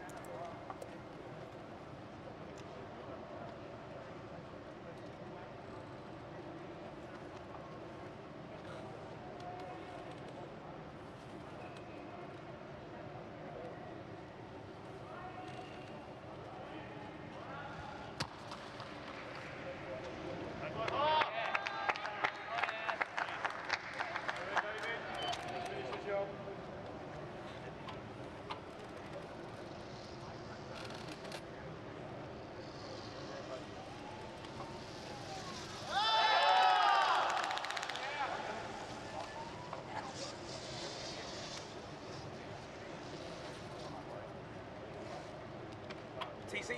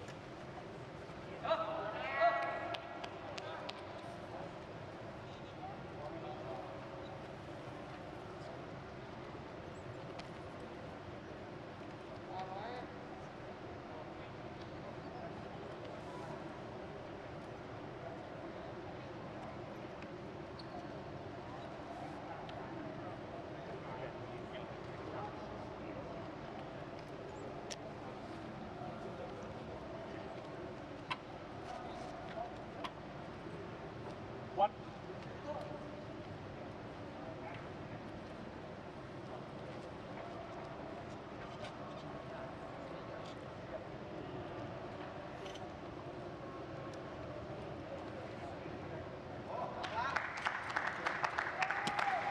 Yeah.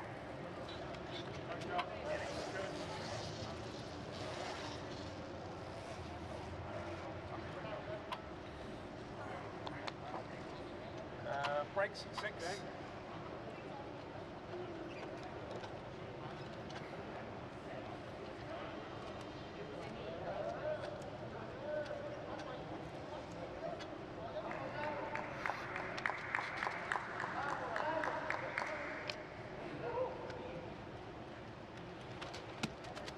Yeah, that'll do. Breaks. David.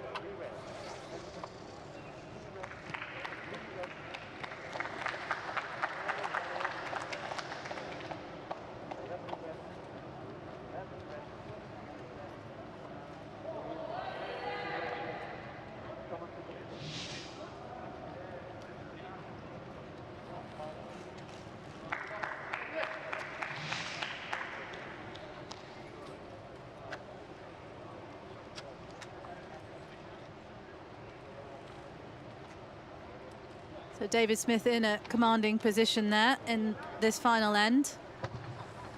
Went for the smash and pushed on his ball a little bit closer to the jack, as you can see there.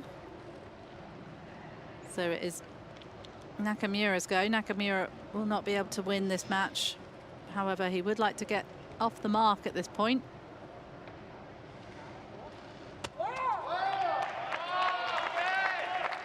Good shot there from Nakamura. You can hear the support from the team around him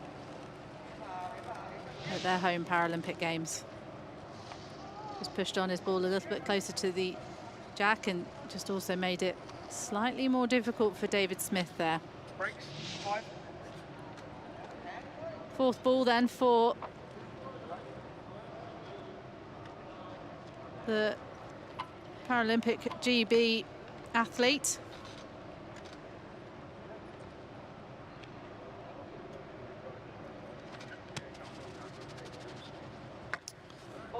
I think he'll be a bit disappointed with that. I couldn't quite hear what he said there, but that ball has gone out. Not as pleased with that delivery. Not sure the placement was exactly what he wanted there. Here comes ball one then. Penultimate ball of this end for David Smith. Tense look from the team.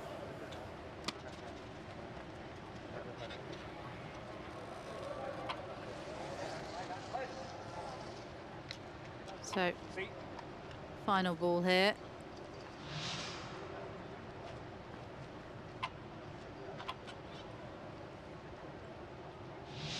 Bit too much pace on it there. That's better from David Smith, but still not quite close enough. But what he's done is done a defensive circle around the jack to make it a little bit more difficult for Nakamura to score high. He's covered all his bases there to try and block any scoring. As it stands, Nakamura would win this end 1-0, but it's David Smith who has got an 11-0 lead heading into this final end.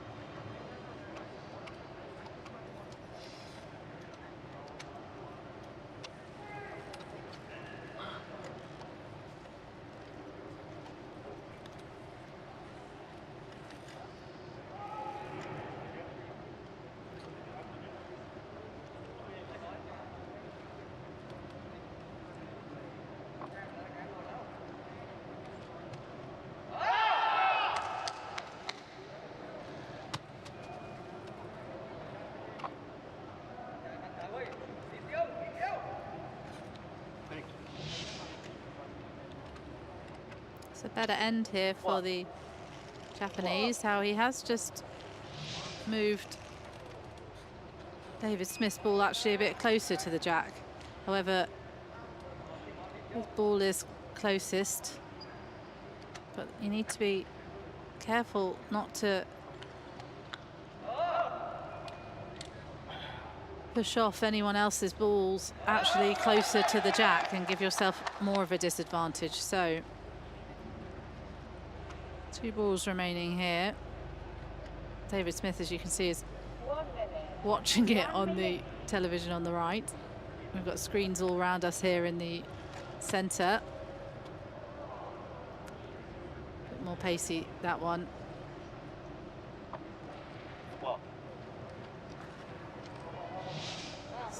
It's gonna be close, this one. Let's see if he just he did. He just nudges David Smith's ball again a little bit closer to the jack.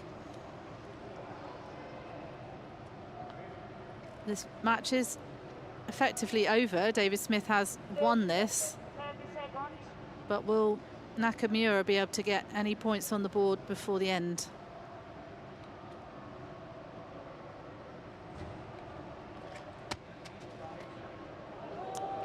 It's a good ball, trying to roll it on top.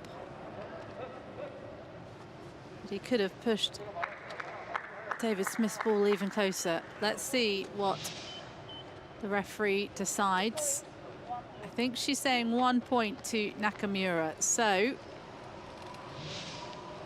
going to just double check, but it looks like it will end 11-1. Nakamura does get off the mark just at the end of the match. Wait for the confirmation from the referee, but that's the end of the match. 1 point then for Nakamura Takumi from Japan, the world number 9, but it is David Smith, the world number 1 from Great Britain, who wins that match. 11-1 in the individual BC1 Pool A match to try and book his place into the quarterfinals. And I think he's done a pretty good and secure job of doing that after that one.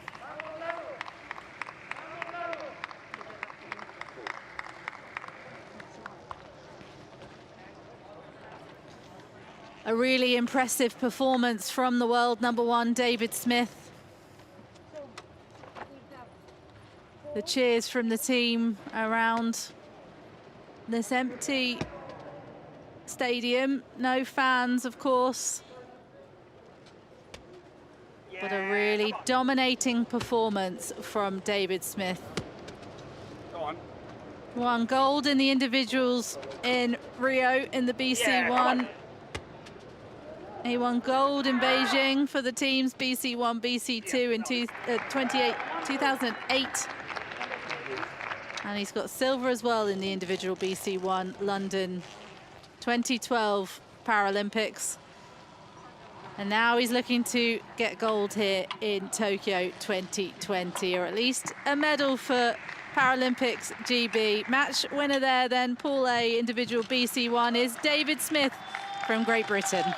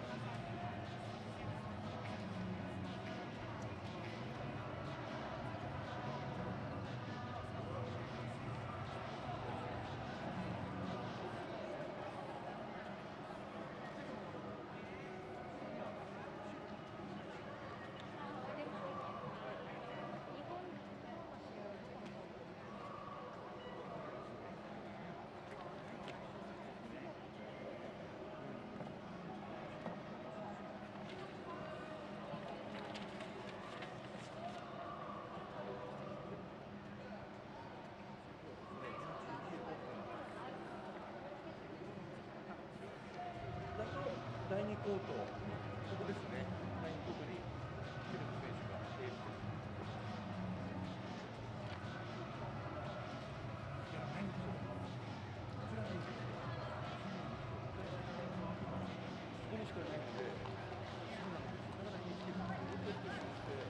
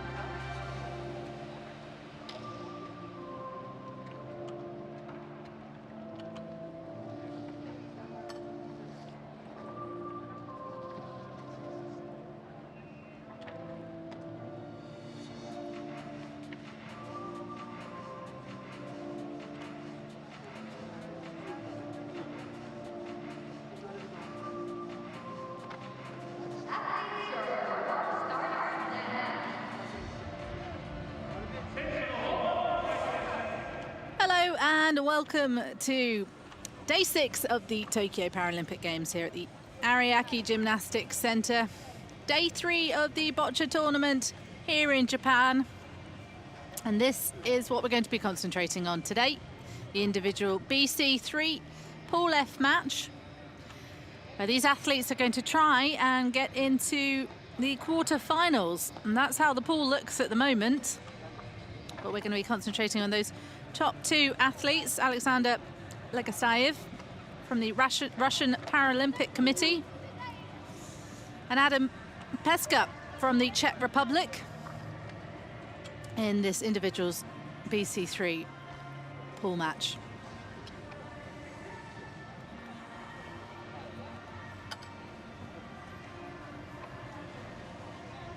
Warm-up just underway, but if you're new to Boccia, it's a fascinating game that is pretty tense at times as well. And it's being enjoyed by over 50 countries in the world now. It's really picked up in popularity and it's got a very strong community that is involved. And I'm sure they've been enjoying having Boccia available for the Tokyo 2020 Paralympic Games. It doesn't have an Olympic equivalent. It is one of the only sports, few number of sports that doesn't have a Olympic equivalent. It is unique in its own right. How does it work then? Well, the individual games, which is this one, individual mixed BC3 pool matches. They have 4 ends. Each player has 6 balls across those ends. If you're into cricket, almost a bit like overs. And the aim is to get the closest ball of your colour to the white target. The white target is called the jack. And each player at the beginning of an end will set the jack, take a go to put the ball closest to the jack, or a defensive shot is usually what we have. And then the game continues from there. The amount of balls that you have closest to the jack represents the number of points that you can score. If you have one ball that is closer, but opposition's also got another ball closer, you will only score the second closest ball. You will only score 1 point. If you have 3 closer and your opponent has none of those balls closer, then you will win 3 points. This is the BC3 category. You have BC1, BC2, BC3, BC4. BC3 and BC4 not only have the individual competition, but they also have pairs, which is what it says on the tin. You work alongside an athlete from your team and compete against 2 other players from a different team. And with the BC1 and the BC2, they not only have the mixed individuals, but they also have the mixed team event as well. So still loads to look forward to at the Tokyo 2020 Paralympic Games. BC3 have the most severe impairments in the Boccia tournament. They can't use hands or feet, and they use pointers, and they have ramps here.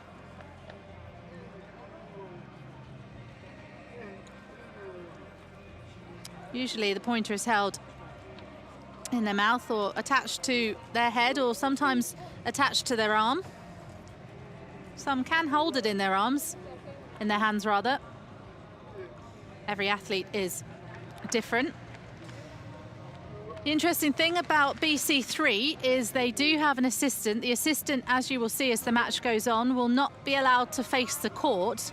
They are an extension almost of the athlete. They win medals alongside the athletes as well.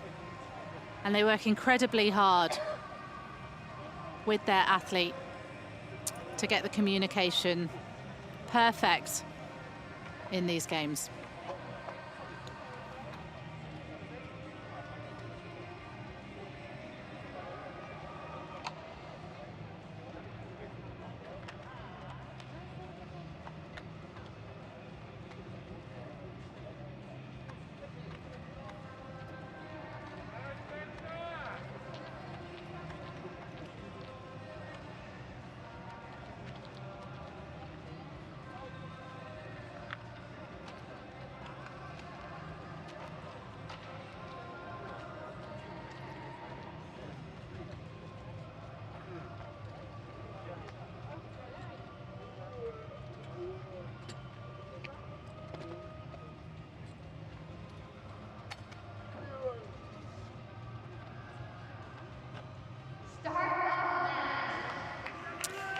The match is getting underway in the individuals BC3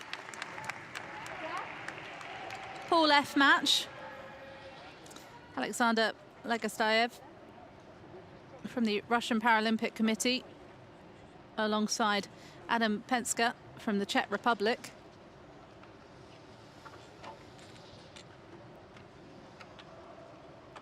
And it will be Adam Pesca getting us underway in the first end. He sets the jack. Quite a short jack.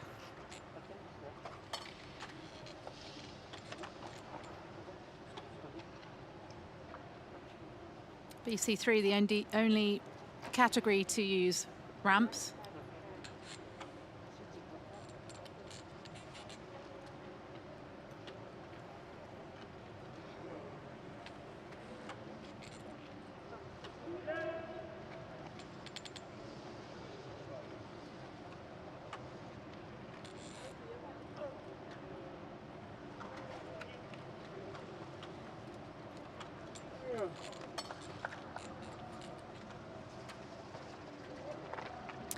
A good start there from the man from the Czech Republic.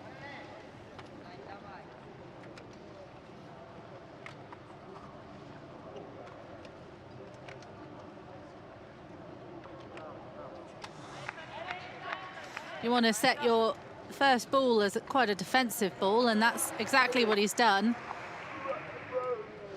to try and stop Lagustav getting a good line.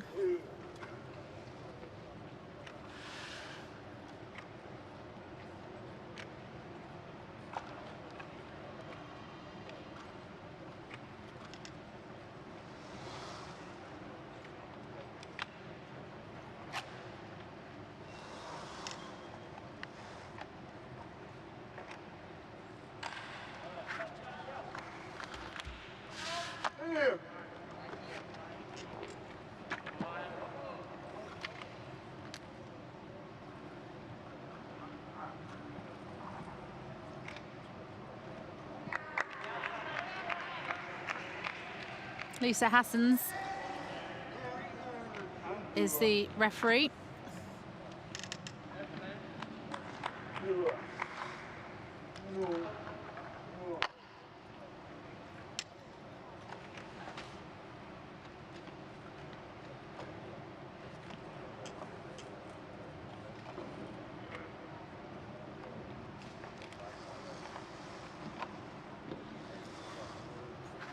So Alexander,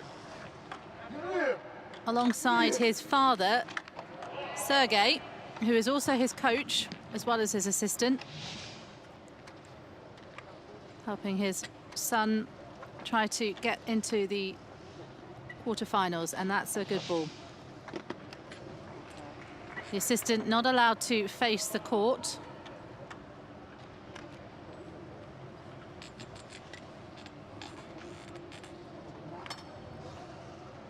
As Adam Pesca just works with his assistant,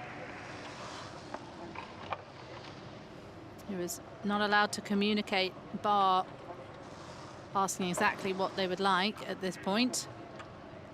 It's his first Paralympic Games. Finished 16th in the individual BC3 at the World Championships in Liverpool in 2018. A lot of the athletes here took part in that.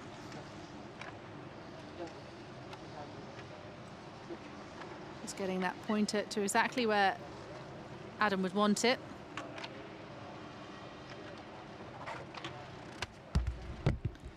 Been playing boccia for a long time, has Adam Pesca. He began playing when he was 12 years old. And his ambition is to win a Paralympic medal. And his influence, he says, is his mother. I like his philosophy. No match is lost until the end. And with boccia, that does definitely count. First end then of 4 in this individual's BC3 Pool F match.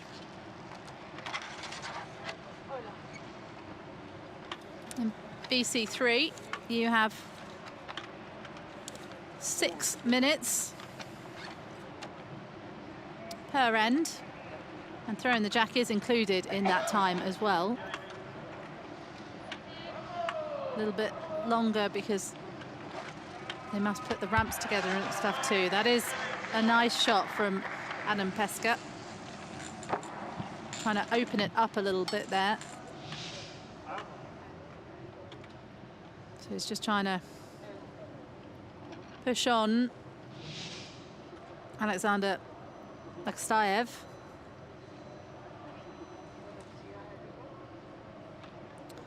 And open up the game a little bit to gain an advantage.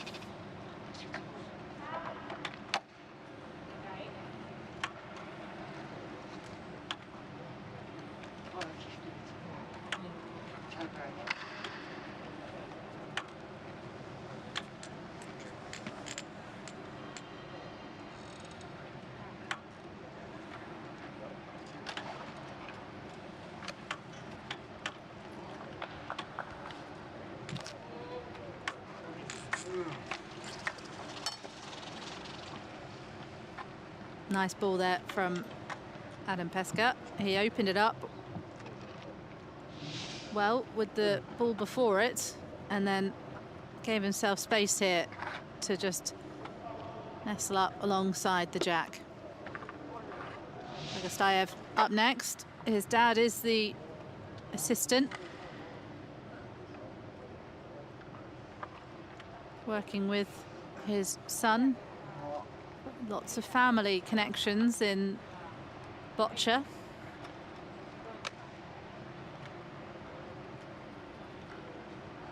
I see many siblings and family members helping out as assistants for these remarkable athletes.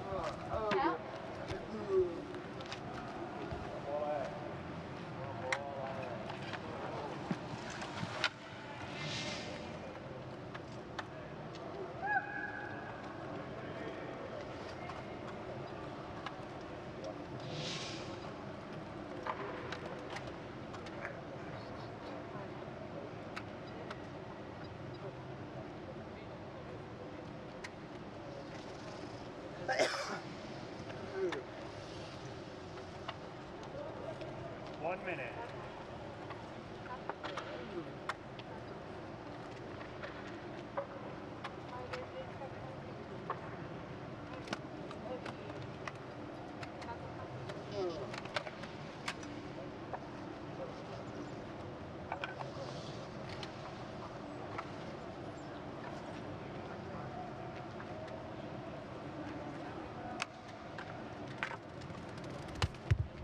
Here. 30 seconds. Oh.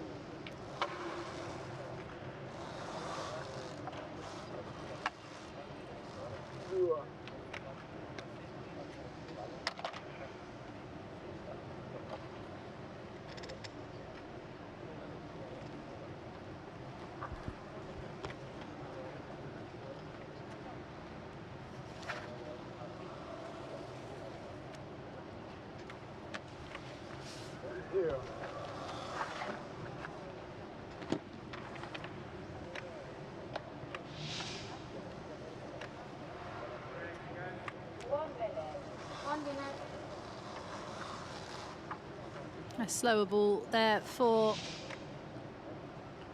Lagustav, who opened up the positioning for himself a little bit there.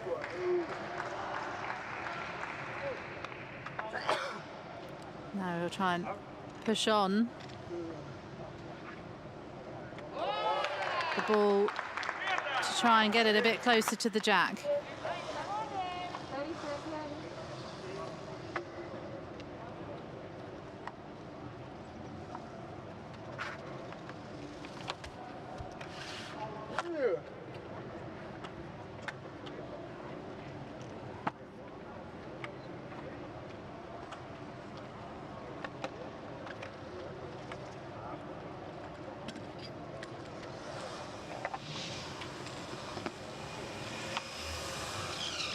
So trying to go for the roll on top there, and he did it pretty well. Pushed his blue ball closer to the jack.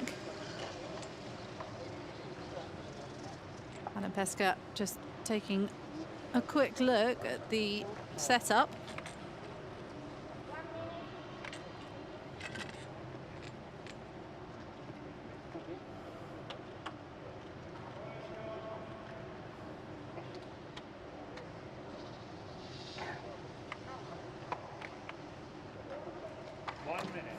One minute starting to tick down, 20 seconds until he gets the 1 minute call for the 24-year-old. World number 8. The world number 7 versus the world number 8 here.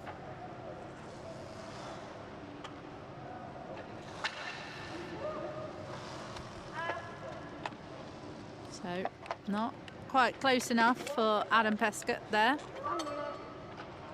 1 minute is called. 30 seconds.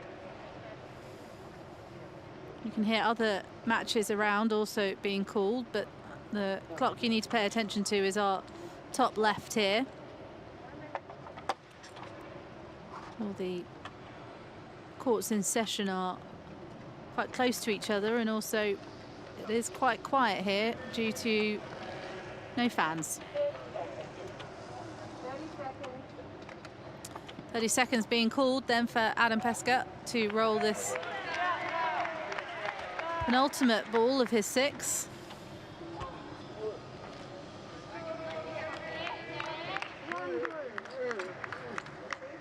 Saying that, let's just come and have a look at them again. I think that actually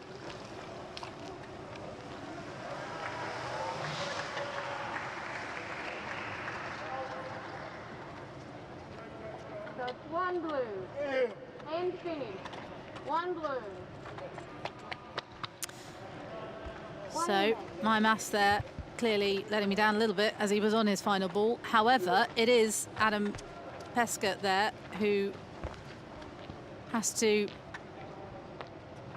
go down 1-0 against Alexander Lagustav. So Lagustav wins that end, the first end taken by the Russian Paralympic Committee player. 1 point to nothing for Adam from the Czech Republic. However, these Boccia games can turn around quite quickly. So let's see what happens next in the individuals BC3 Pool F match at the Tokyo 2020 Paralympic Games.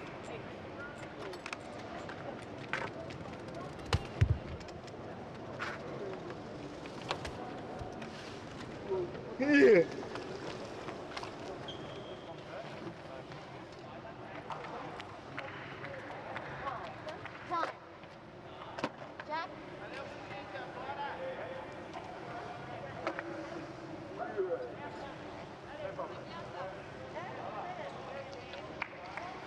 1 minute break between ends.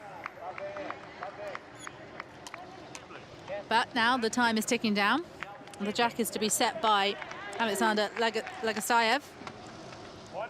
His father, the assistant, Sergey, also his coach, sitting with his back to us. The assistants in BC3 cannot face the court and can only communicate in terms of what the athlete would like. Rules are strict. A short jack then is set, and we will see the first ball being delivered by Alexander Lagustav.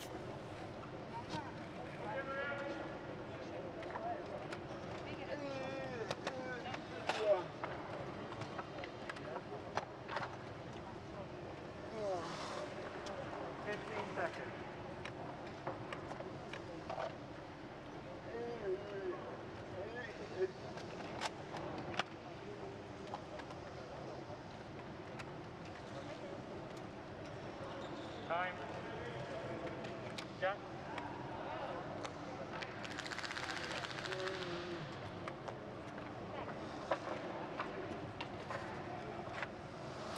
First ball is placed then by the Russian, who's representing the Russian Paralympic Committee.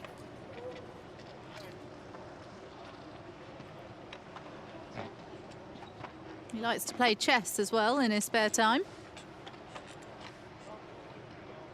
His father, Sergey, who you can see there with his back to us, has served as his coach and sports assistant at most competitions.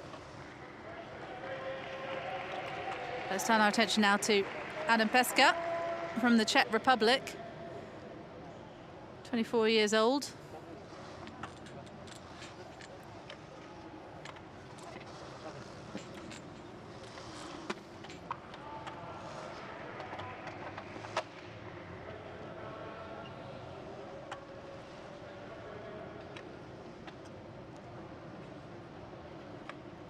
First Paralympic Games for this athlete. Finished fourth in the European Championships in 2017 in Portugal, and seventh in the BC3 individual in Spain in 2019. Individual 16th in 2018 in Liverpool in Great Britain.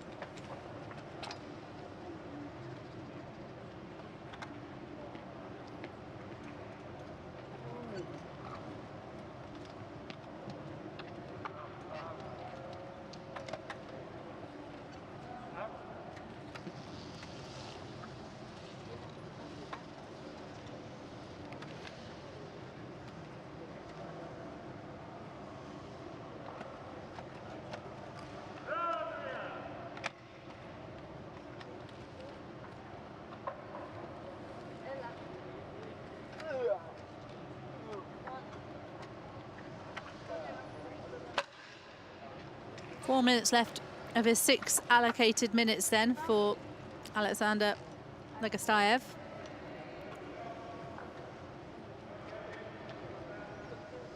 Taking his second throw. Going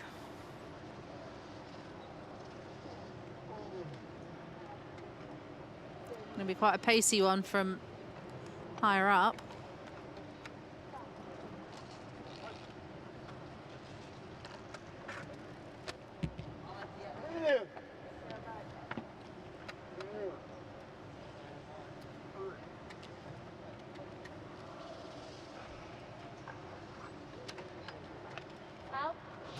That ball was out. Trying to push off Adam Pesca's ball there to try and open up the jack a little bit more to give himself a bit more space, and that's what he's done. He helped along by his father, who's the assistant. His assistant and his coach, so a strong bond, I'm sure, between these two.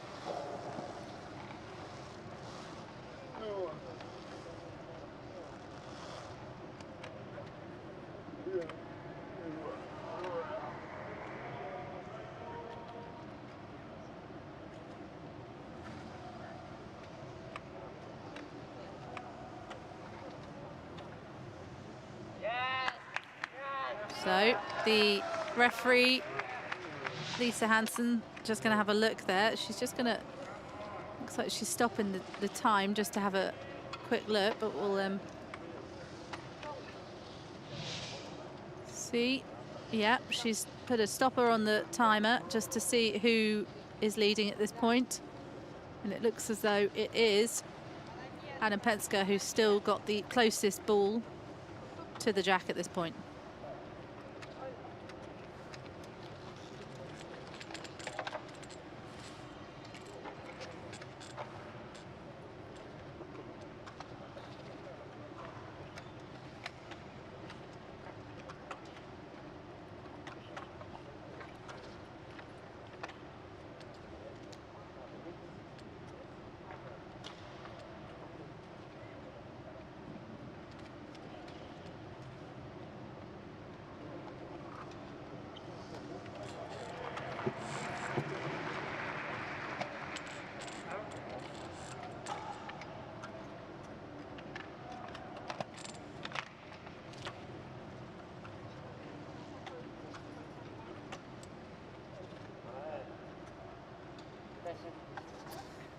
So Alexander Lagustav leading this match 1-0.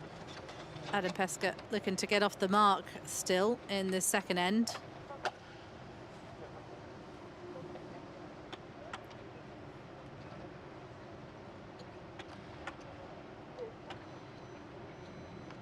His 6 minutes is ticking down. 3 minutes remaining for the final 4 balls. So that is a nice shot, pushing on his own ball a bit closer, and Adam Pesca now has his ball in a good position, and not just in a good position, it's a good defensive position.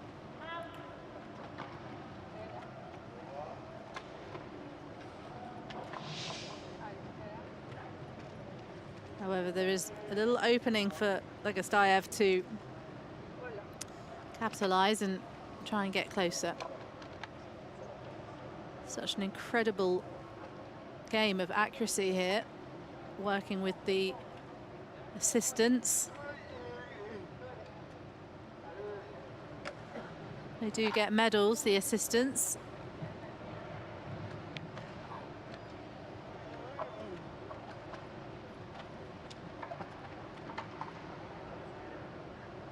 As well as the athletes. So a little bit of a shorter ball here, so it won't have as much pace. But he's just trying to get a little bit closer there, and looks like he's done it. He's just pushed on his own ball a little bit closer, and that's a good shot from Lagustav. With a bit more pace, he could have rolled it on top. But at this point, he almost doesn't need to. So, Adam Pesca from the Czech Republic. 3 balls remaining, rather, for the 24-year-old world number 8.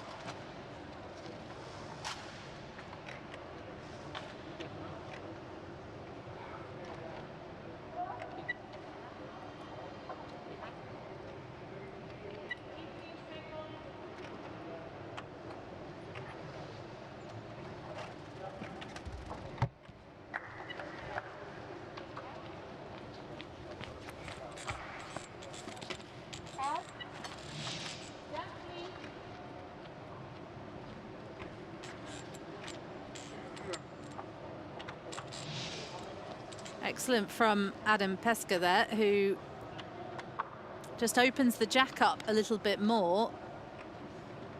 He pushed it on to give himself more space. But it's now Alexander Lagustav's go.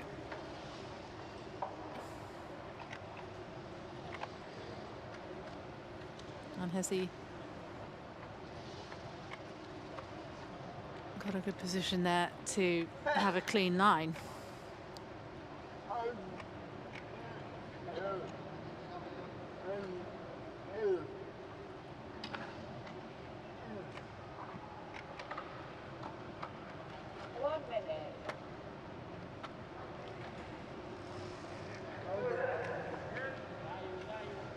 One minute called then for Lagustav.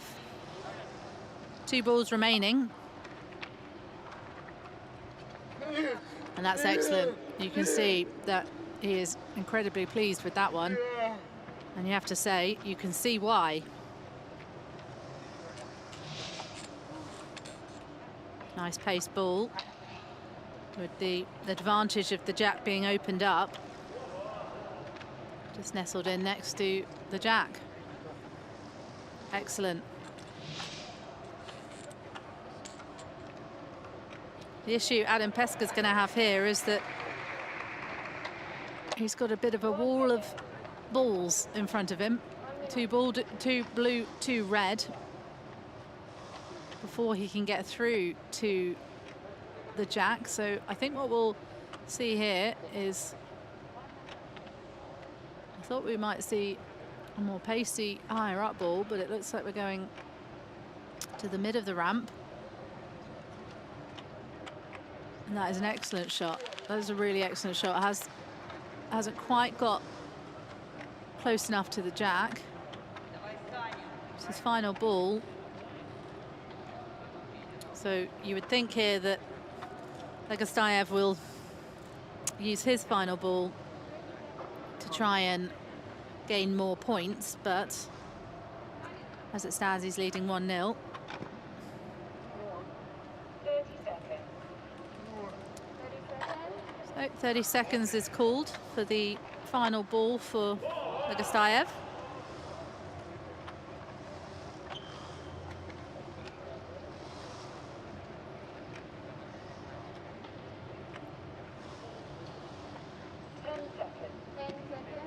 Seconds remaining, but it's when the ball leaves the pointer, that's when it matters the most. So it can go down to 1 second as long as it doesn't go any further. So there we are. That's confirmation of 1 blue for Alexander Lagustav. Alan Pesca just kind of come and have a look. However, it looks like it is a 2-0 lead in the individuals BC3 pool F match for Alexander Lagustav, who won that first end 1-0, and it looks like he's taken the second end 1-0 also, giving him an overall 2-0 lead heading into the midway point.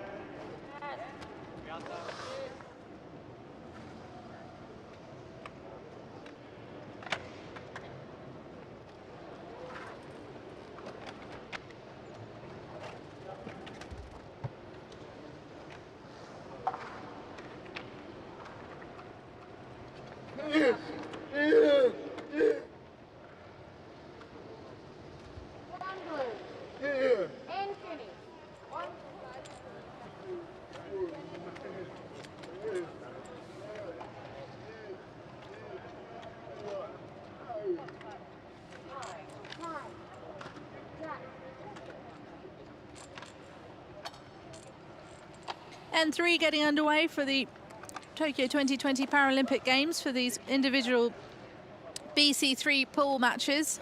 to try and book a place into the quarterfinals. Hoping to go all the way and get a medal, these athletes are.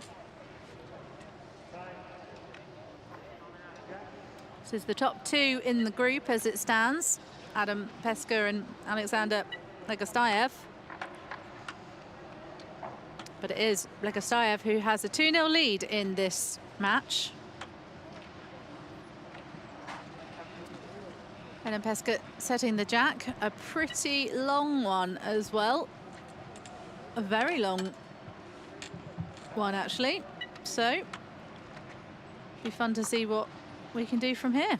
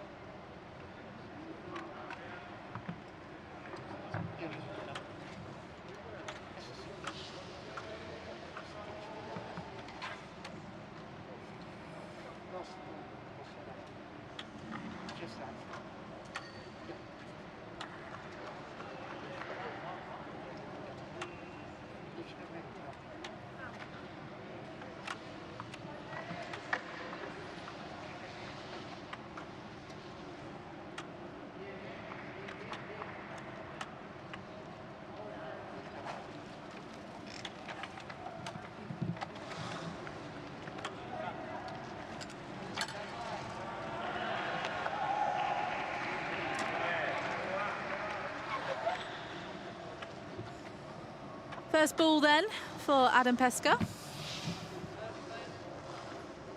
And it's a nice ball. It's got a perfect line towards the jack. You'd expect there's no real movement from the ramp when you've set the jack for your first ball. So, Alexander Lagustav from the Russian Paralympic Committee, world number 7 in BC3. Leading this match 2-0. He's happy with that positioning.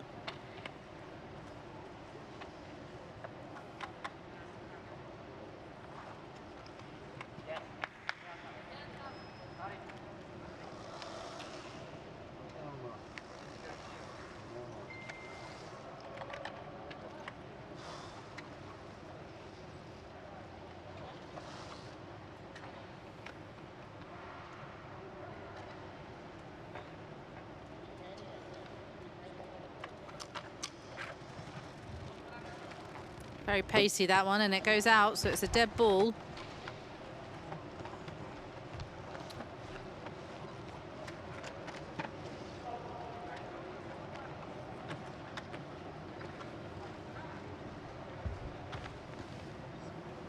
Out.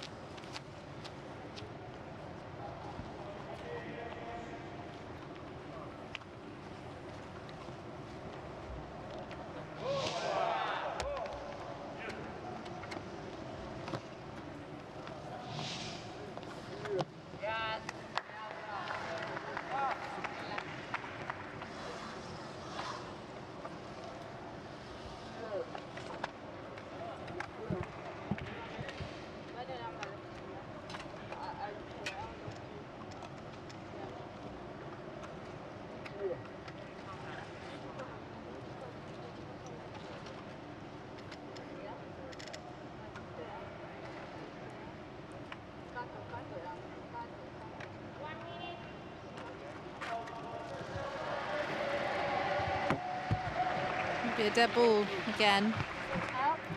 The tricky one, this long ball. Accuracy is going to be pretty hard here because what Adam Pesca's done is lined up his jack with his first ball and made it an incredibly small target.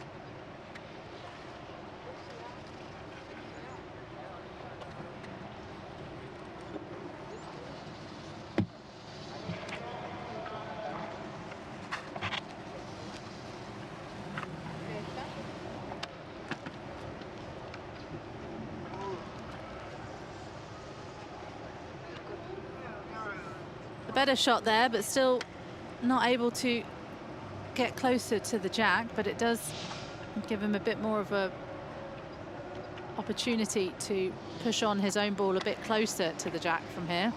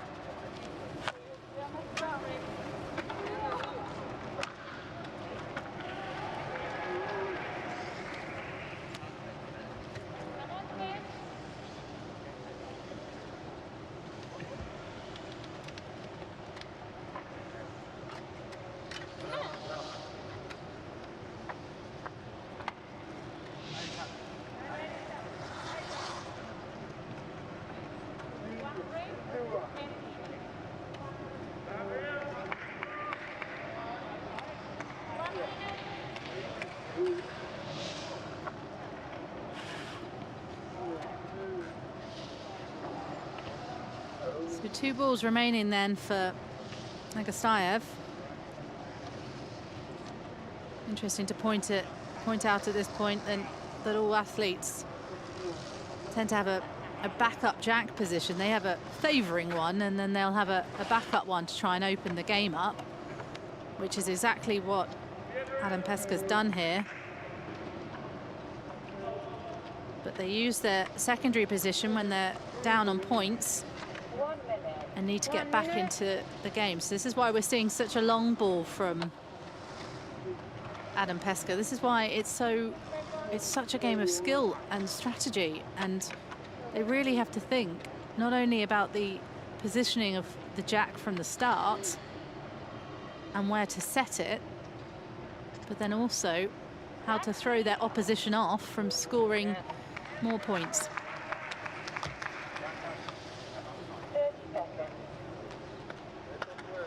So Lagustav has created a barrier around the jack there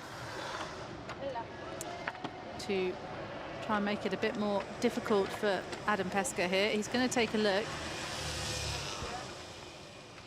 and see exactly what he can do from here. He is 2-0 down in this match in the third end.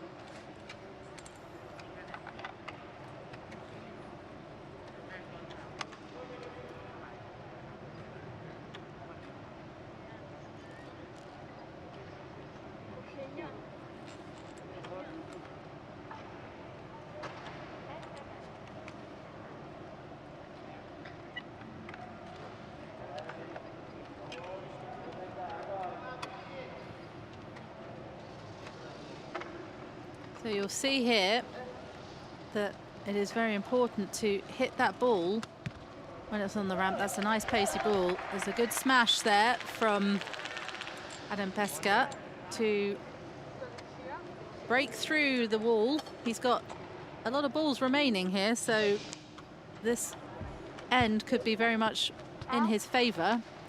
So he's pushed off that blue defending ball and pushed on his ball a little bit closer to the jack as well. So that's an excellent shot from Adam Pesca, who's looking to get back into this game. He's 2-0 down. But as I was saying, with the release of the ball from the ramp, you have to make sure that you get as centre to the ball as you can as possible. You'll see the pointer at the top there is positioned in the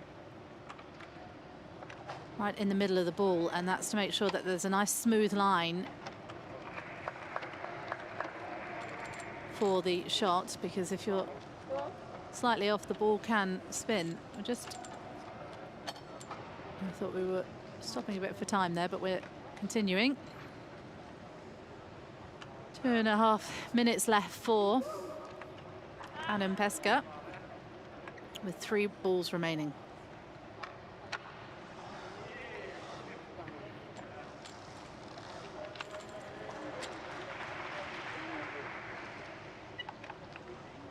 So the pointer in the middle for a nice smooth release. To make sure there's no spin on that ball and sending it the wrong way. Again, another pacey ball, pushing on. His red ball's a little closer to the jack. It will look like it's going to be Adam Pesca who wins this end. But let's see by how many balls. He's 2-0 down in the match, and he could be back in this.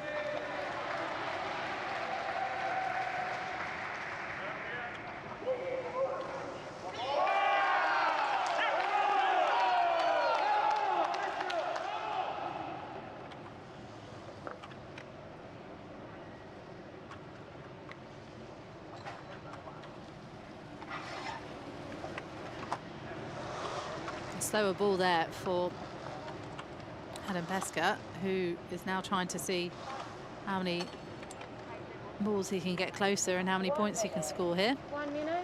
1 minute is called.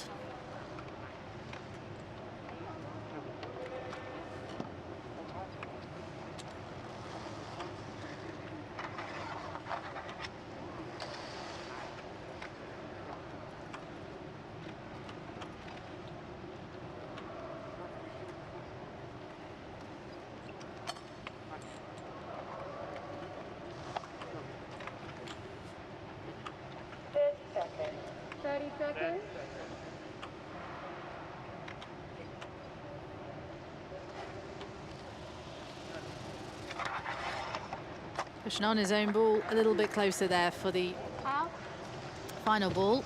The ball does go out, but it's done the job. 3 red then. So Adam Pesca takes the lead of this match, heading into the final end against Alexander Lagustav from the Russian Paralympic Committee in this individuals BC3 Paul F match, where these athletes are trying to book their place into the quarterfinals of the mixed individuals.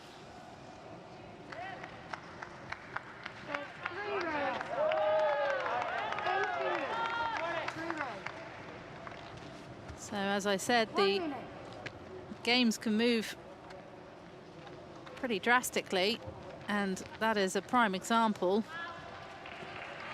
with 3 points scored there by Adam Pesca, taking the lead heading into the final end, and it will set us up for a tense-old finish here on court 4.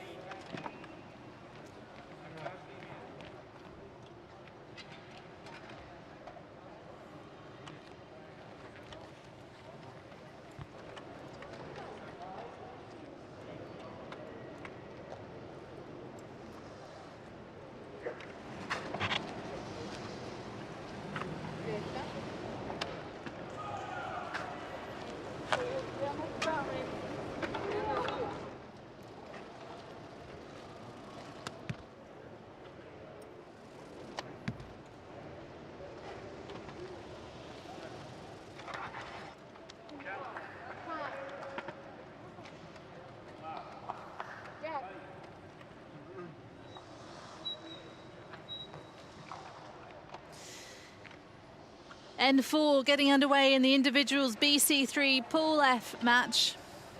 It's Alexander Lagustav versus Adam Pesca of the Czech Republic. Lagustav representing the Russian Paralympic Committee. And he had got a 2-0 lead heading into the third end. But after a strong performance from Pesca, he now trails 3-2. However, he sets the jack for this match and will take the first ball. Somewhat of an advantage, obviously, if you are setting the jack and setting where this game will go. He's gone for quite a short jack.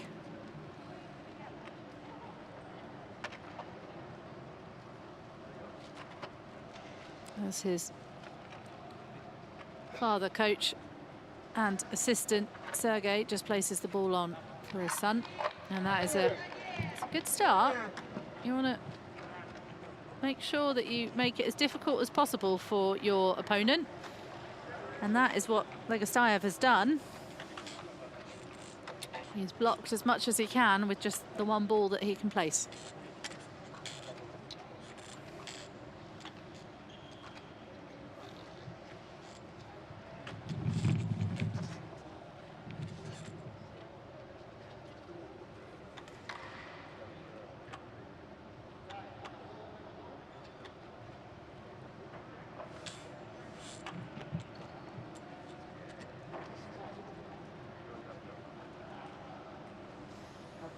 This will be tricky for Adam Pesca at this point, because that is a blinder of an opener from Lagustav as the game progresses. Nice. Okay, so a good push off from Adam Pesca there to try and remove that blue that was defending so hard. Hasn't quite worked out though in terms of removing the ball completely, but it has opened him up for a different angle to come in to that jack.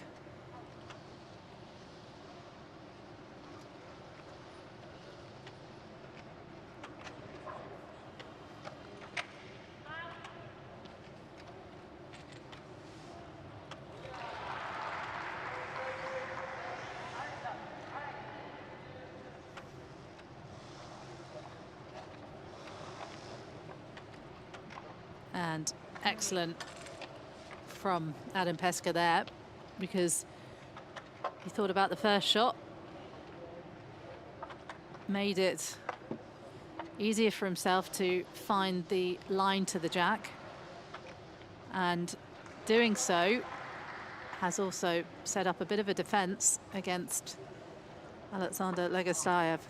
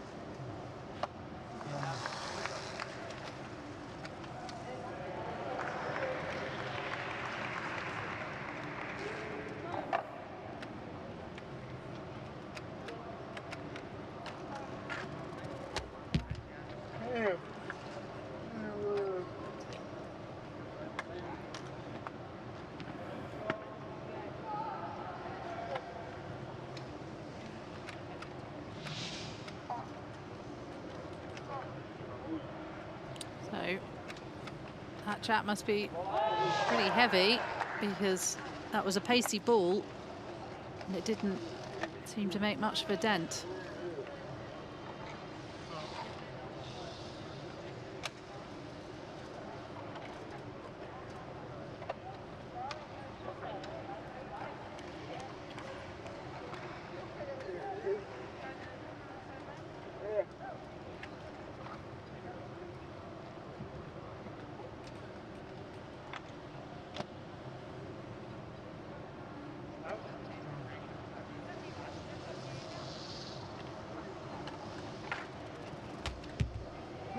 And it does it the second time.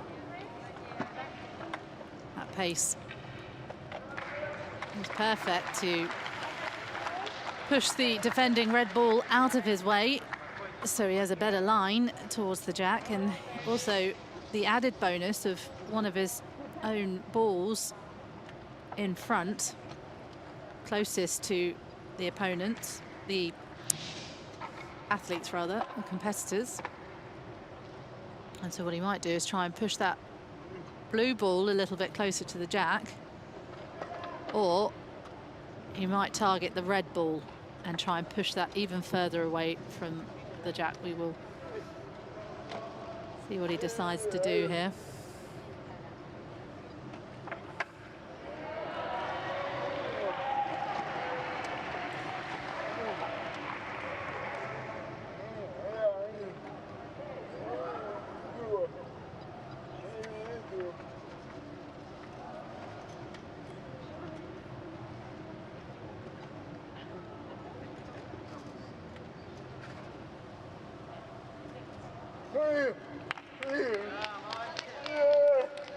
He's pleased with that one. That is great from the Russian.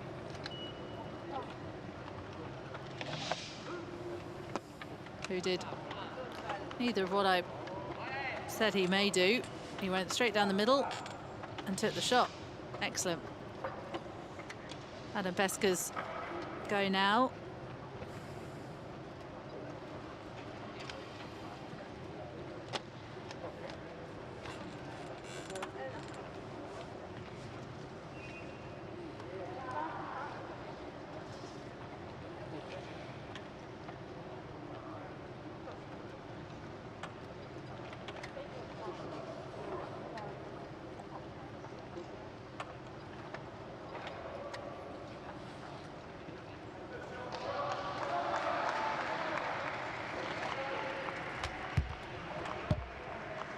Out. Dead ball for Adam Pesca.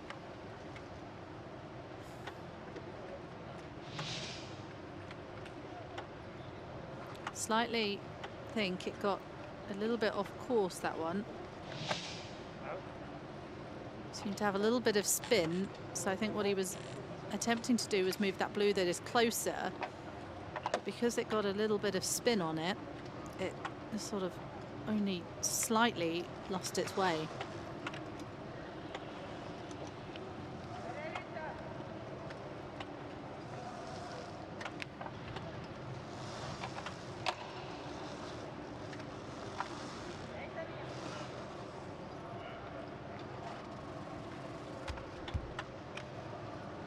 It's a better line that I think he was hoping for, but still seems to be quite a heavy ball that Lagustav has placed next to that jack, which makes it incredibly hard to push, especially from the angle that Adam Pesca's at.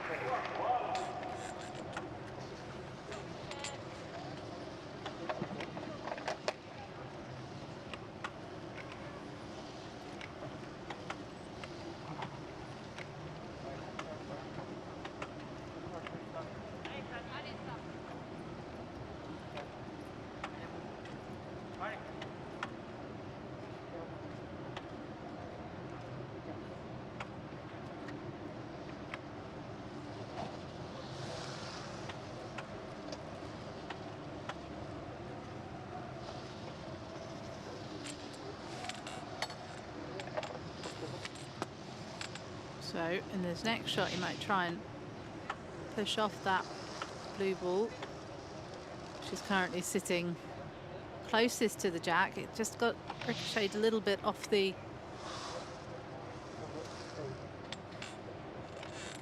knocked itself into the opposition's ball slightly, and it was off course a little bit when it tried to reach where the athlete was trying to place it.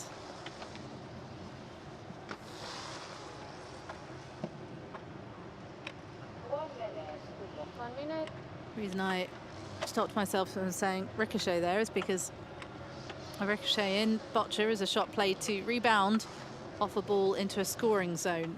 So that's why I corrected my terminology just a little bit there, because it's not what it means in Boccia. Excellent. That's what he was working up to. That was the 3 shots that made it worthwhile, to try and push that red ball on and to push it closer to the jack. And that is exactly what Adam Pesca's done. Took 3 shots to get there, but it's done the job there. However, we've still got some balls left from Lagustav, so all could change. That's it for Adam Pesca in this game. That's all his balls thrown. He is leading 3-2, but the advantage would be Lagustav here, who still has a minute to go and 2 balls remaining. 1 minute.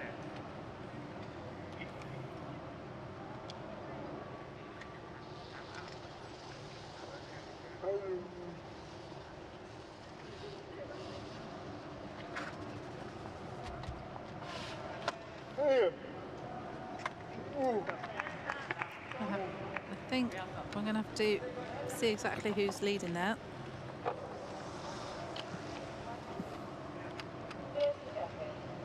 30 seconds. Lisa Hansen's pretty confident she knows who's leading. 1 minute. 20 seconds left, 15 now, 10 seconds. He's just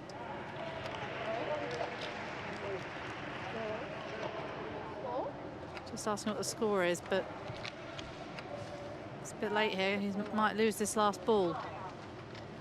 He lost the last ball there.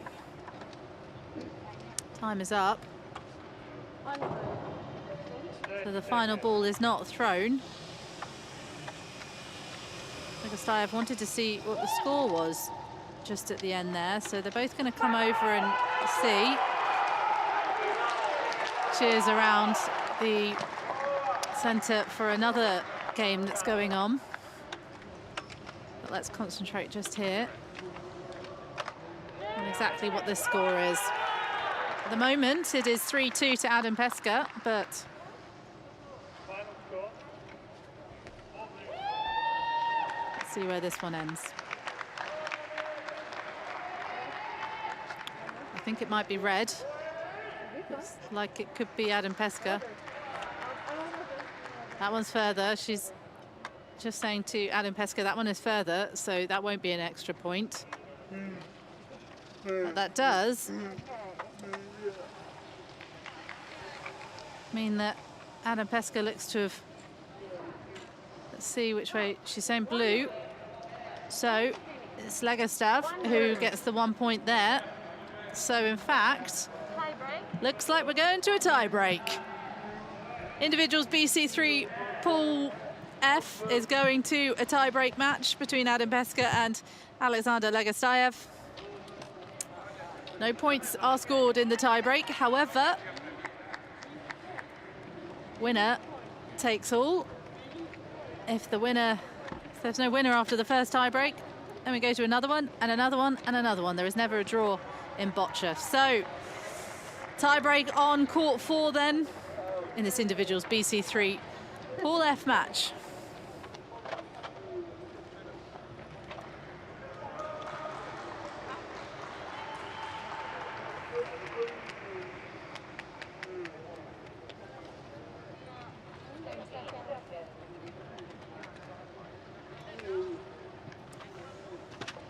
So, a minute between ends and we head into end 5. There will be the coin toss here. If you just watch, the referee will throw a coin, toss a coin, that's the right saying.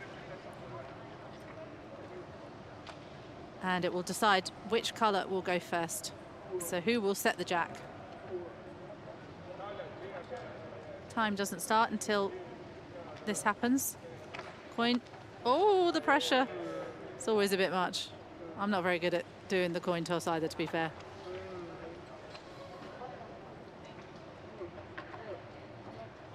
Looks like Alexander Lagustav has won the toss rather. And I believe that means that, well, I don't believe, I know, that means that he will set the jack in this very tense individuals BC3 Pool F match. Quite incredible to think that Lagustav was leading 2-0 heading into the halfway point. Then Pesca managed to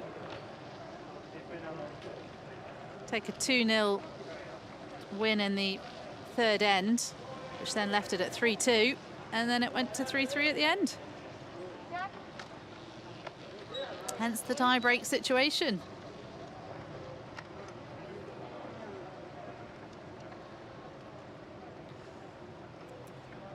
So it's underway. The jack starts. I said they set the jack. They don't set the jack. The referee obviously sets the jack for the tie-break. My apologies on that one. It will start in the cross in the middle of the court.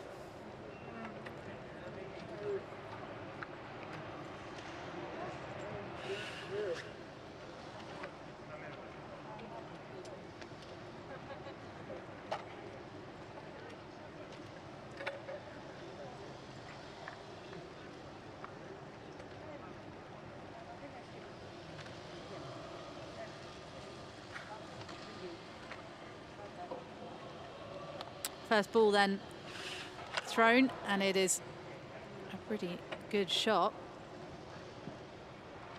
It is both defending and close to the jack.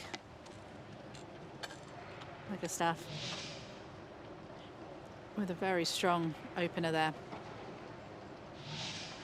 And Pesca, who's fought back in this match to take it to a tie-break from the Czech Republic, throws down his first ball.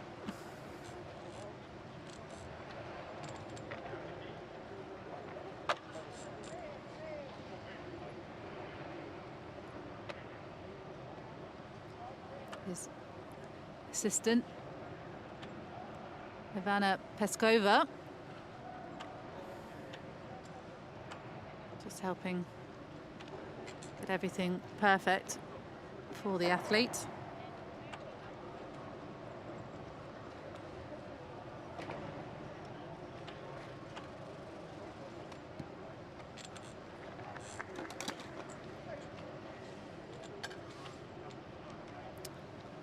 Both attacking and defending shot there.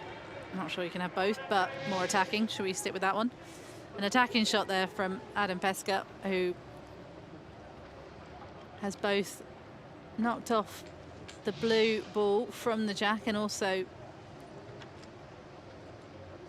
opened it up for himself. So yes, the blue is still closest, and on paper that means that Lagustav is ahead in this end.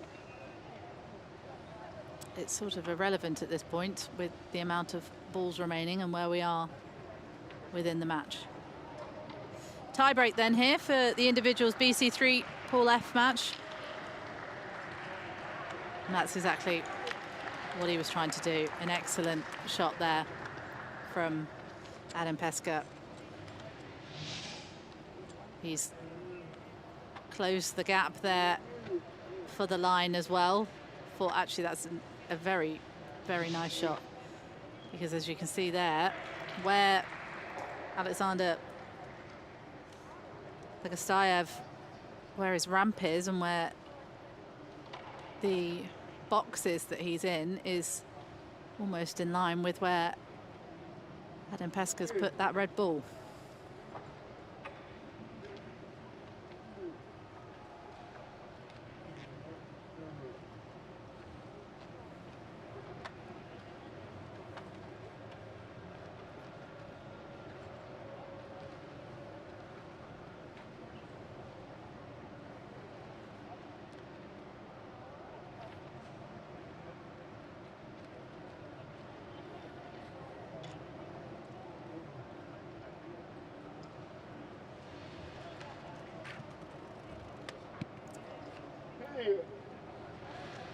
Pacey ball from Lagustav. However, it looks to be quite a heavy jack.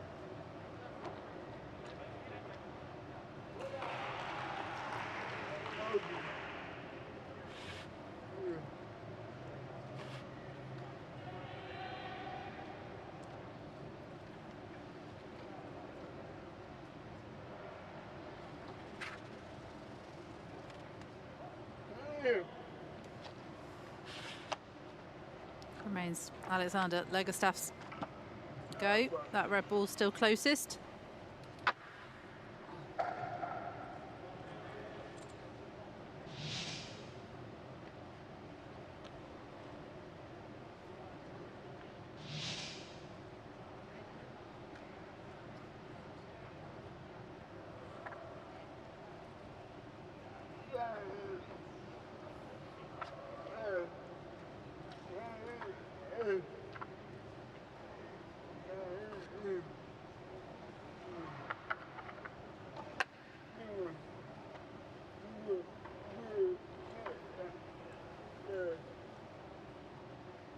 Two balls remaining then for Alexander Lagustav.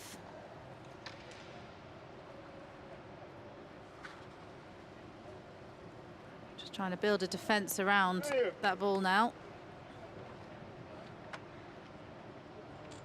It's close enough, that one. So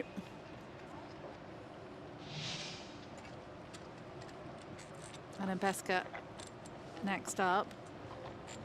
And that's a good ball from Lagustav because he's defending, and it's a shocked look from Lagustav's team. It's his father that is alongside him, so I do wonder if that was a shot of his mother. But it is his coach, his father, Sergei. But let's see what Adam Pesca's got in this next ball.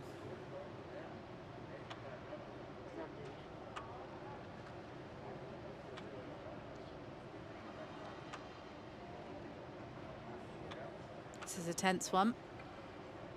I did say world number 8 versus world number 7. Going for a bit more of a pacey ball there, just trying to push off that blue ball. But he has given himself a bit more space to get into the jack, but it's a tricky positioning for the Czech. I'll take a look from both angles here to see exactly where the position is. The time does tick down even when they leave their box, so if they want to come and see exactly what the court looks like, which they are more than entitled to do. However, it does eat away at the time you are allocated in the top left for your balls to be released. And it is a tense wall of people watching there.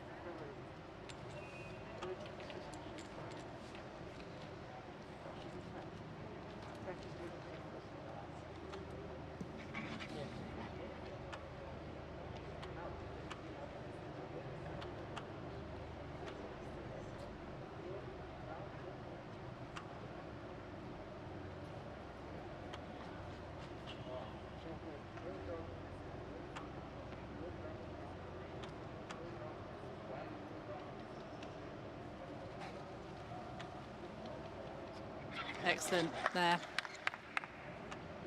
He just opened it up on the shot before to give himself a prime opportunity there to nestle in between the two red, the one red and the two blues, and that's what he's done. And he's given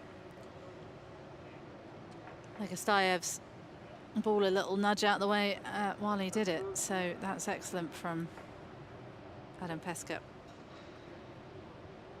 Two balls then, 1 minute. one ball rather remaining for the Russian Paralympic Committee athlete.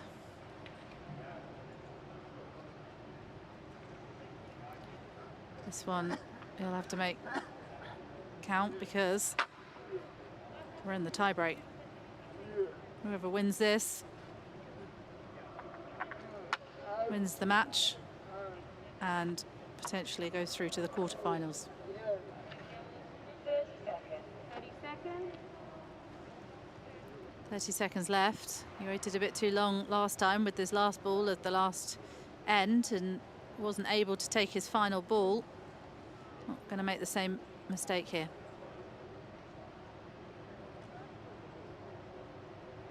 10 seconds. 10 seconds.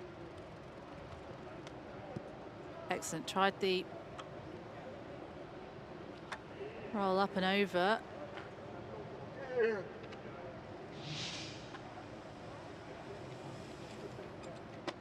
Had some pace on it.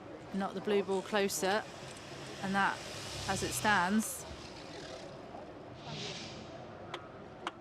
would be good enough. But Adam Pesca's got 2 balls remaining. So when I said this is getting tense, this is just ramped up a bit.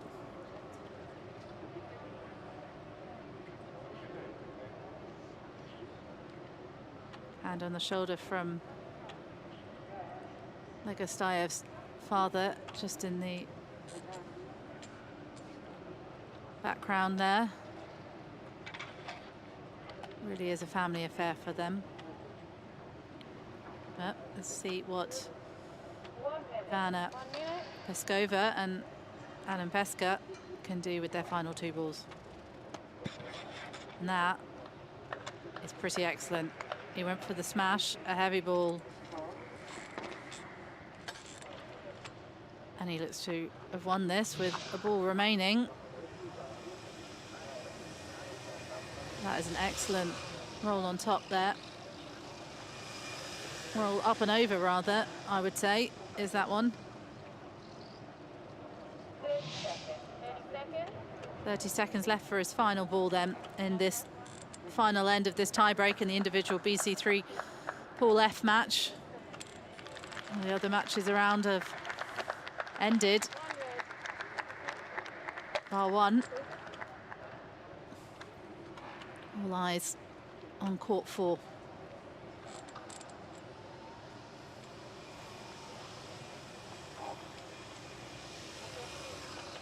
Adam Pesca does have a ball remaining. He doesn't have to take it if he doesn't want to. We'll have to see what the referee says. And if she... 1 red, so he's decided not to take that extra ball at this point. The match has finished in the tie break. 3-3 tie break, but it goes to Adam Pesca, who has won this incredibly nervy match in the individuals BC3 Pool F against Alexander Lagustav of the Russian Paralympic Committee. But it is Adam Pesca from the Czech Republic, world number 8, who gives himself the best chance to get through to the quarterfinals of the individual BC3 Pool F tournament.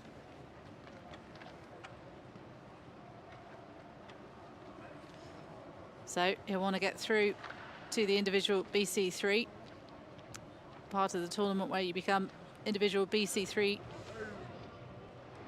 quarterfinals. Instead, looking to put themselves into the semi-finals.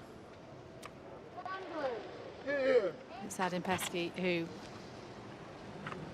is the winner here, and they have to, as you can see, confirmation there from Lisa Hansen. 10 seconds.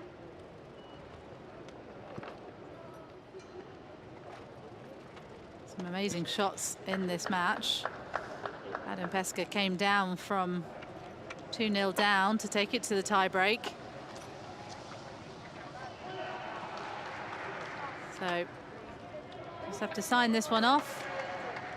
But it's Adam Pesca from the Czech Republic who wins this individual BC3 pool match to try and book his place into the quarterfinals of the Boccia tournament.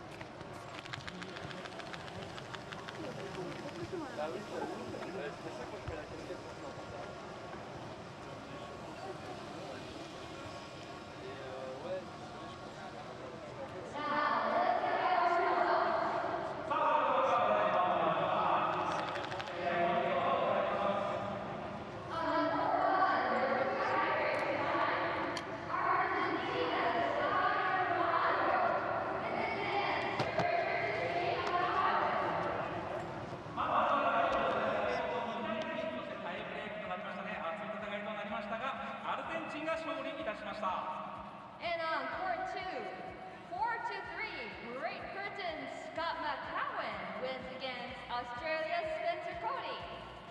続いて第2コートです。第2コートは4対3、4対3で英国の勝利となりました。On court 3, victory for Francis Samir van der Becken with 4 points against Greece's Anna Natenta with 2. 続いて第3コートです。第3コートは4対2、結果4対2となりまして、フランスがギリシャに勝利いたしました。On court 4, there was also a tiebreak here. Czech Republic's Adam Pesca wins this session against RPC's Alexander Lagustav. 続いて第4コートです。第4コートも熱い戦い、3対3のタイブレークとなりましたね。結果、チェコ共和国が勝利いたしました。On court 5, Brazil's Evelyn de Oliveira wins with 3 points against Australia's Daniel Michel at 2 points. 続いて第5コートです。第5コートは3対2、ブラジルが逆転勝ちいたしました。And finally on court 6, Sweden's Maria Bierstorm sweeps against Thailand's Sambon Chaipanich 7-0. そして最後、第6コートです。第6コートは7対0、7対0でスウェーデンがタイをスイープ、完封勝利という形になりました。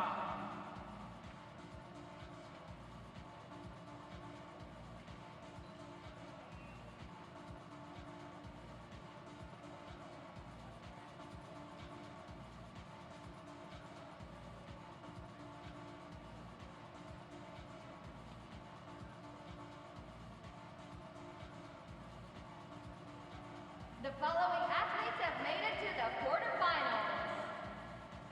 それではここで準々決勝に進出が決定いたしました選手を発表いたします。 Pool D, Evelyn Oliveira representing Brazil. Pool E, Scott McCowan representing Great Britain. Pool F, Adam Pesca representing Czech Republic.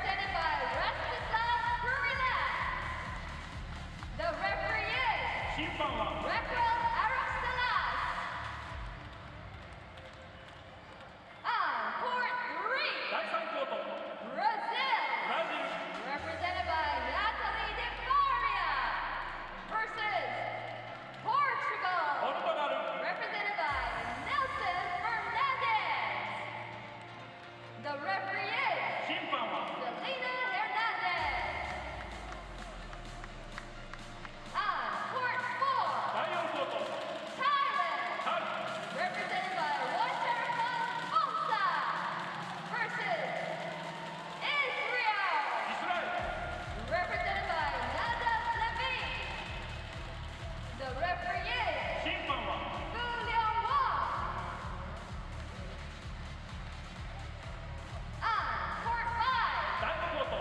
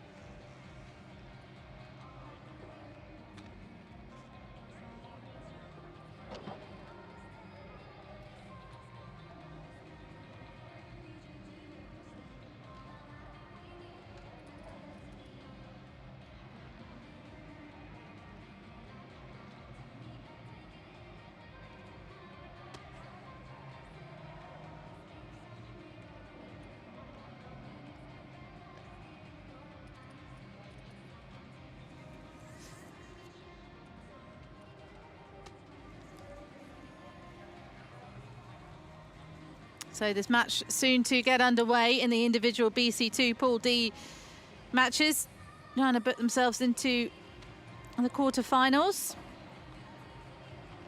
Boccia Bongsa is just warming up ahead of the match that he will start, with Navdav Levy from Israel, the world number 9, coming up next. Wong Fu Leong alongside them as their referee for this match on court 4. There he is with his back to us, and we are soon to get this match underway.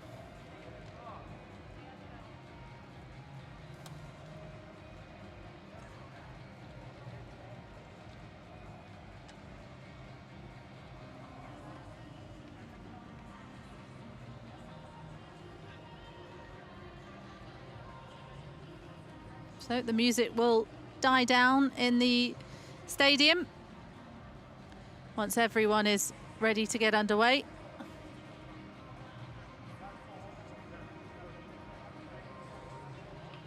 All 6 sessions must be ready at the same time before we can get this match underway. Boccia Vongsa from Thailand, the world number 4.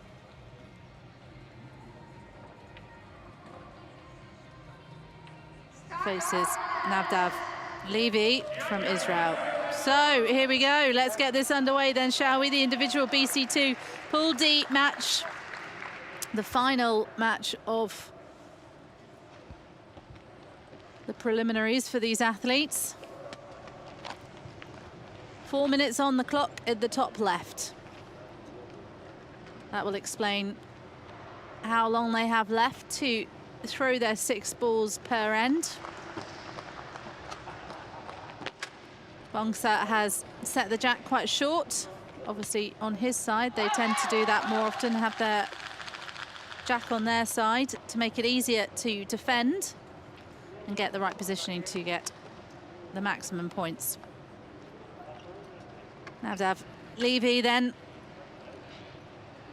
after the first ball has been placed by Bongsa, is the next to take the go.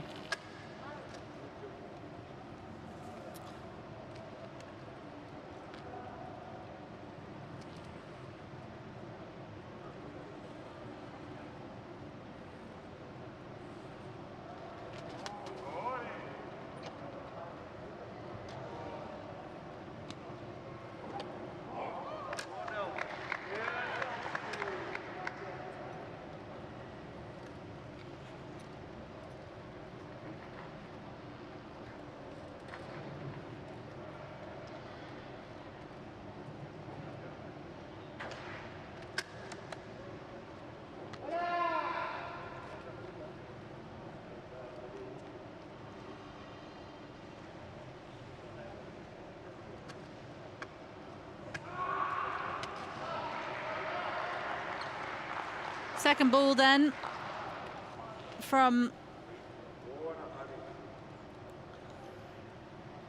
Levy, more on target there. The first one I don't think quite went the way he hoped it would go, but still a long old match to go here.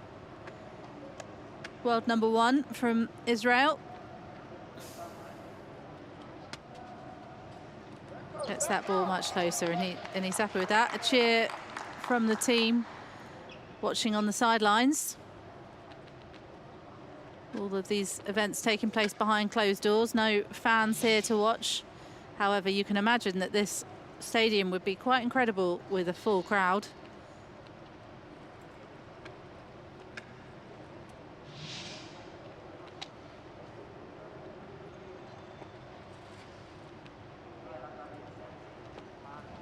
Boccia Vongsa, the world number 4 then. After setting the jack, takes his first defensive shot. Will it be more attacking? You would expect at this point in the game. It might be. Just wait and see. It's a very short jack.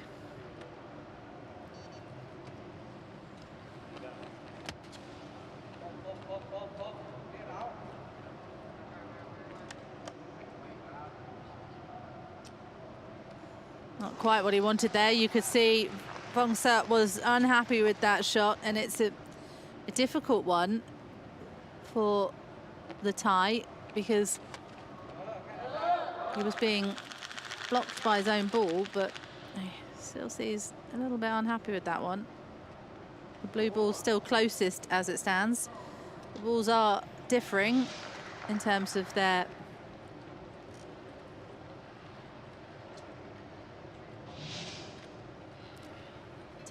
strength. Soft, medium and hard.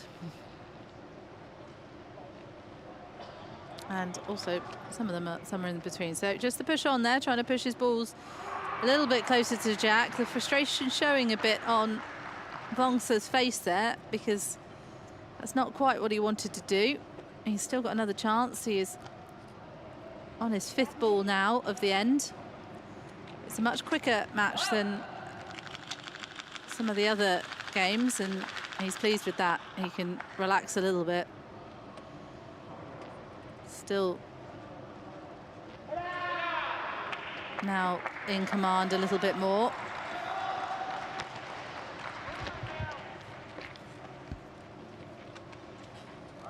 BC2 athletes are not eligible for assistance. However, during COVID times, they have got assistants behind them. You will see sitting just next to the athlete, but that is due to COVID protocols rather than what they are eligible in the rules of Boccia.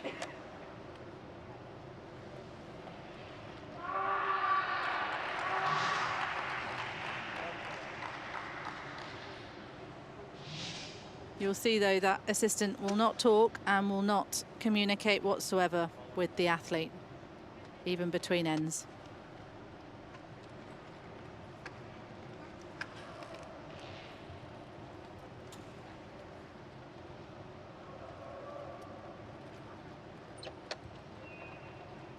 So, strong start from both players here.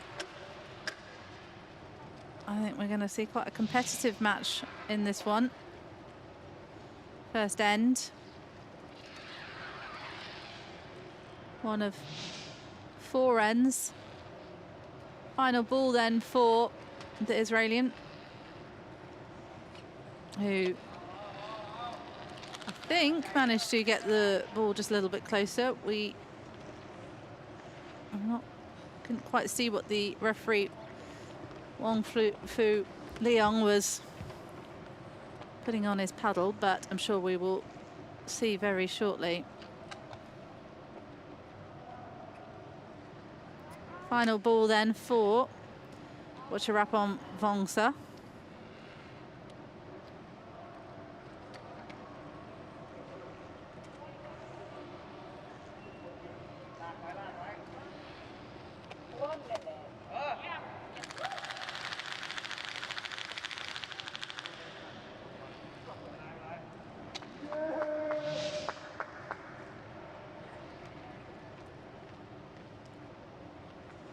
Excellent shot there from Boccia, who his final ball has really counted.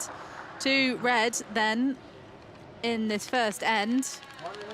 Boccia has taken the first win, and you can hear the rattling around the stadium, which is coming from his team, because they've got one of those little rattlers that you hear at various football matches and such.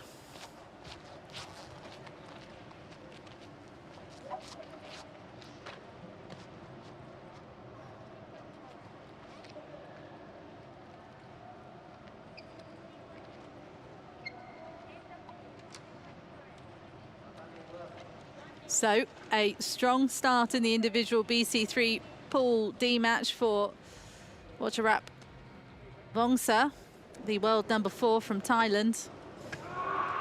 Lagustav Levy from Israel is going to have to come from behind in this one.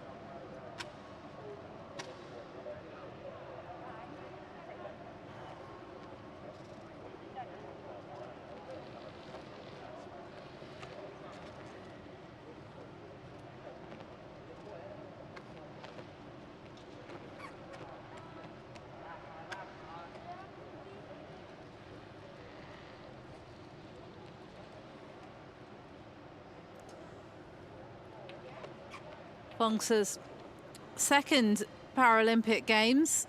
He won gold in the individual BC2 in 2016 in Rio. And in the teams as well, BC1, BC2. He's an Olympic champion in that one, and in London 2012 as well for the teams. It's more of a lob there to try and get a bit closer to the long jack placement from Levy.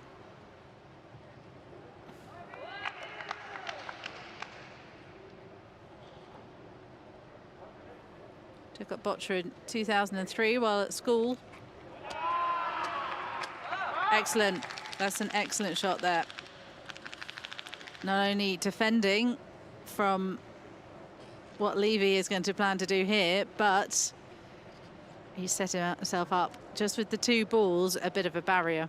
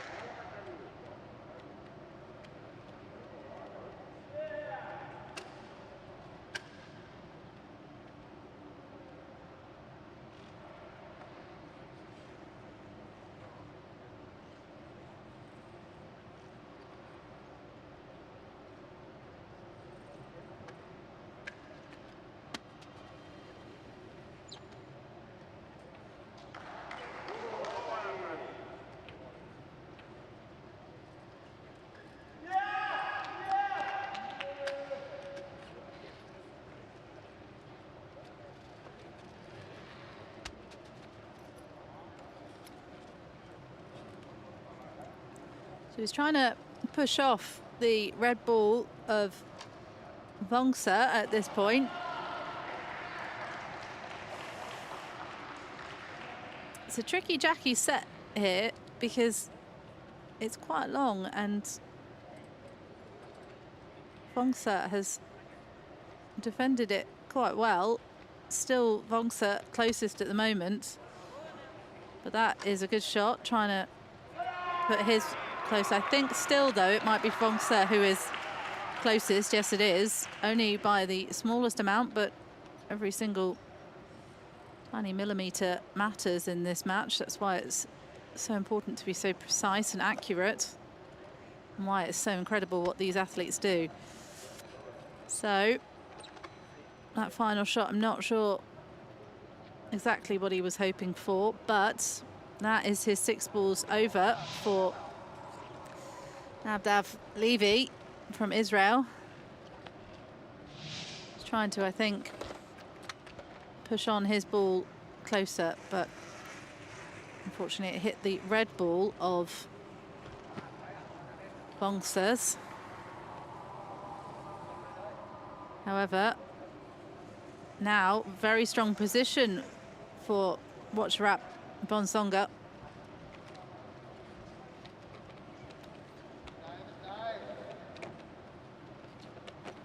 Because he has still got 4 remaining balls of this end and 1.5 minutes to do it in.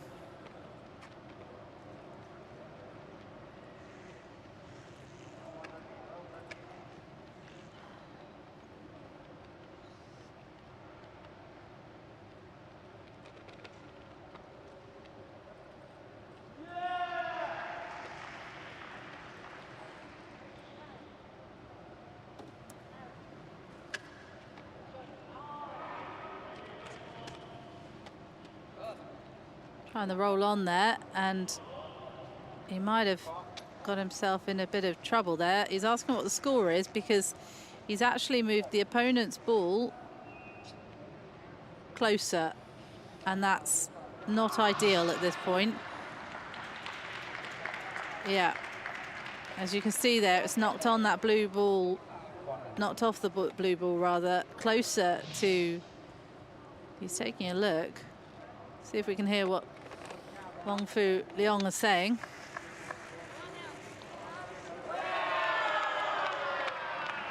Hard to hear with all the cheering going on, which is lovely to hear, of course, but couldn't quite hear where the score was got at. But I think maybe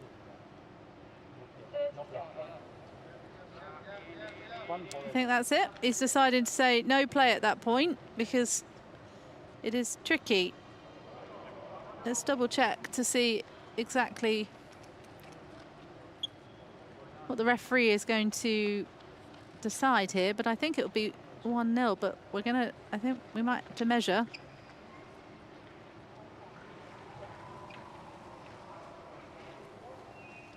Just asking for an explanation here and a measurement, because I think Boccia has decided not to take his final few balls, which, because of this strong defence around the jack, he's going to protect himself by just taking a 1 point. But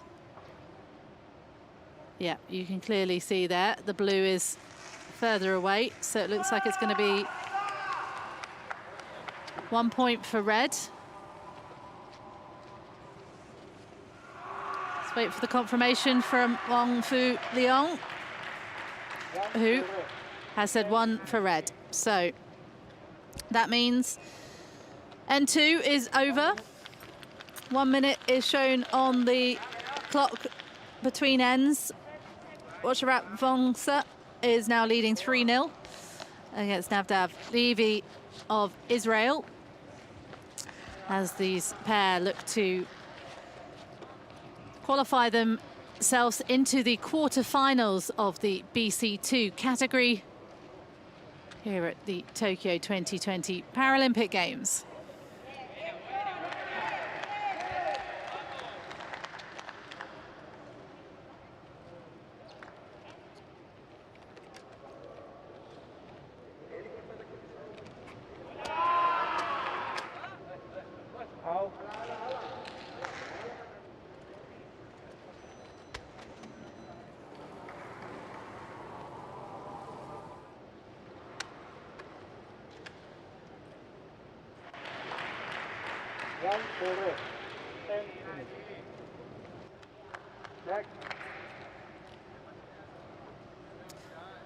Midway point then of this match, N3 about to get underway in the individuals BC3 Pool D match at the Ariake Gymnastics Centre. Court 4 we're concentrating on. Wacharat Boccia of Thailand taking on Lagustav Levy from Israel, world number 9 representing Israel, against the world number 4 representing Thailand. So Boccia sets the jack. He throws the first ball, and it's not a bad one. You want to try and defend as much as you can with that first ball to not make it too easy for your opposition to capitalise, basically. Another short ball from Boccia. He is leading 3-0, so there's not a huge amount of reason to change up the jack and try a different approach. It's going all right for him as it stands with the 3-0 lead. 4 minutes then on the clock for each athlete to take your 6 allocated balls. As soon as one of these balls gets closest to the jack, it will be the opponent's turn until they can get their ball closer or they run out of balls.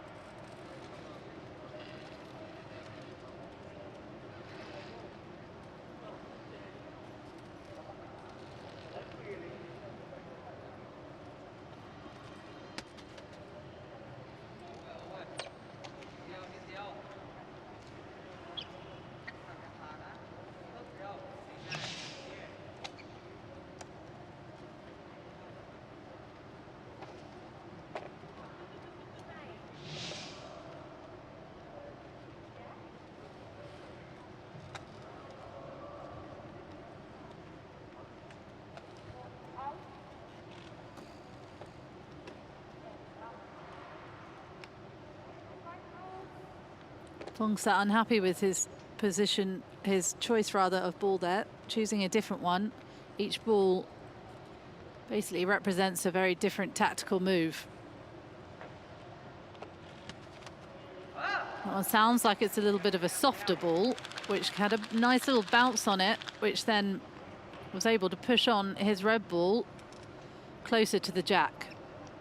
So as you can see, one of the balls is a little bit darker compared to the other ball. They all differ slightly, whether they're soft, medium or hard. Levy then trailing this match 3-0. Still plenty of time to come back into it. That ball's a dead ball. Trying to push off.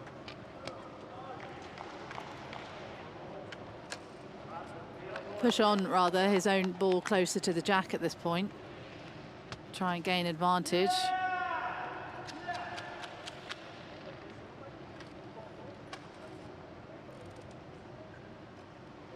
So that's pretty close, that one. But it still looks like Boccia might be a bit closer. He wants to sit. He wants to go round and see all of it.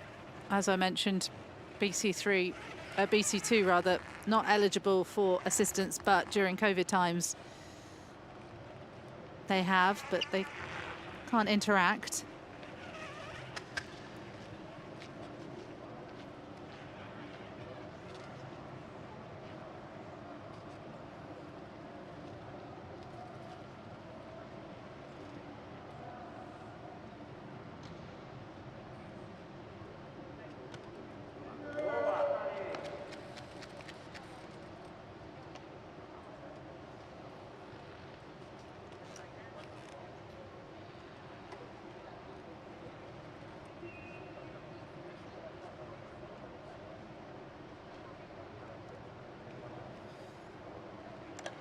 Final ball then for Navdav Levi in this end. Cheers from the Israeli team. They're pleased with that one, and you can see why. It is closer, and it's slightly knocked off Boccia's red ball, but we all know that the Paralympic champion in 2016 is a pretty defensive and attacking player. So will we see this attack from Boccia, the world number 4?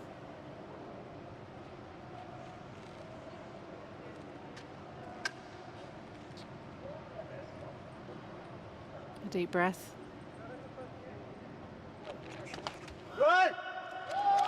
That's a pacey smash. Trying to just open it up a bit more, and that's what he's done. We're going to have to just take a look. I think at the moment the score would be 1-0 to Boccia. Wang Fuliang just putting a 1 up on his paddle on the red, which means that's the score. And he's looking to capitalise a bit more on that. He's leading this match 3-0, asking for the score.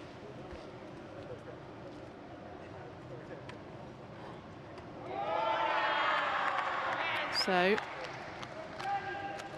one ball after this, penultimate throw.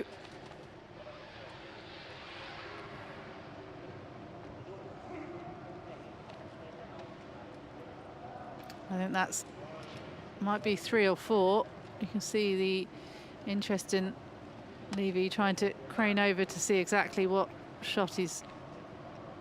There's a tap there from Boccia, but it's a pretty impressive round. That's 5. So, watch a wrap. Watch a wrap on Boccia. Takes a 5-0 lead in that end and finishes 8-0 for the match. So an impressive performance from the man from Thailand, the world number 4, against Navdav Levy from Israel. in this individual BC2 Pool D match, looking to qualify for the quarterfinals here in the individuals mixed boccia matches.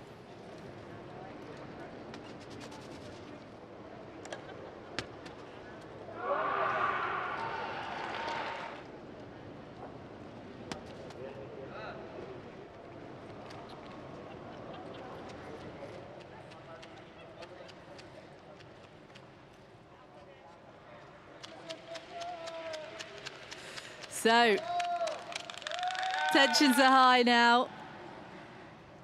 It will be probably at this stage Boccia who will take the win in this match.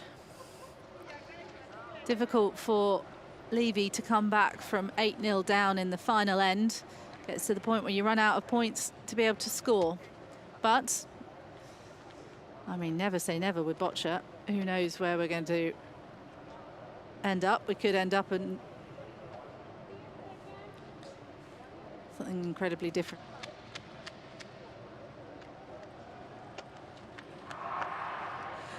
So Levy unable to really pull this one back with an 8-0 deficit.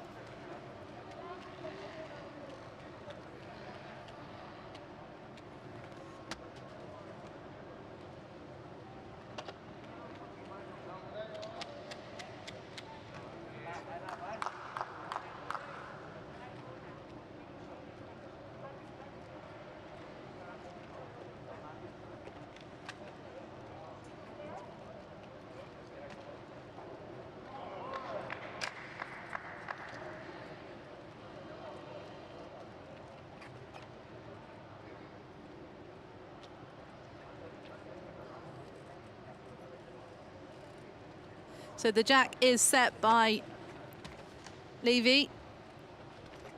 Oh, Boccia not happy with that one. It's gone out and it's a dead ball. Remains Boccia's ball.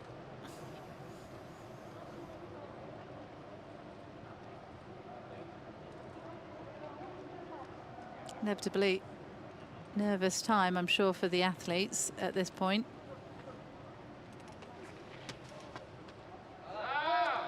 So just pushing on the jack a little bit further to open it up. He is closer, so it is now Levy's go.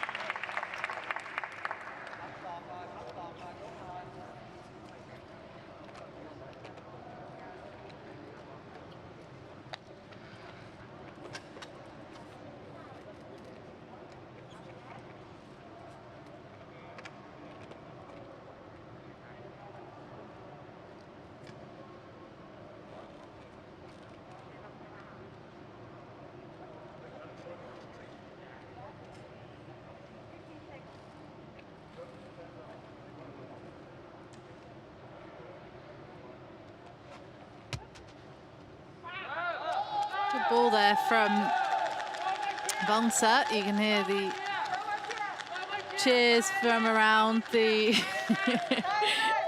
And so that's where that rattle's coming from. It's a hand thing, which is rattling around the empty stadium here, cheering on their player.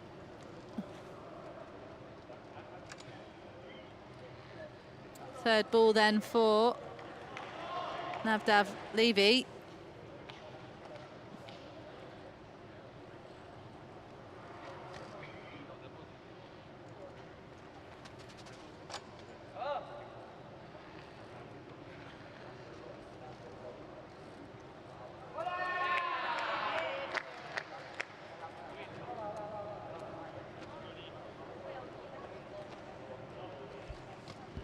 Second Paralympic Games for Levy.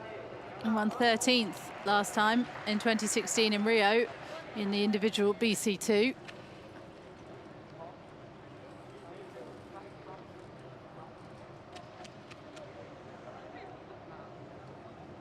Whereas his opponent, Boccia, was Paralympic champion, both the singles and the teams.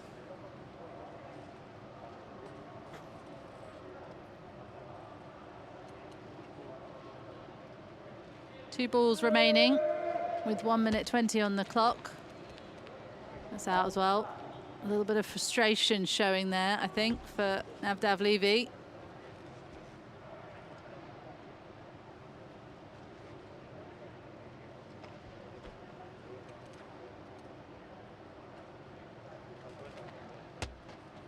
And for a lob there to try and push on his ball a little closer, and ultimately didn't work.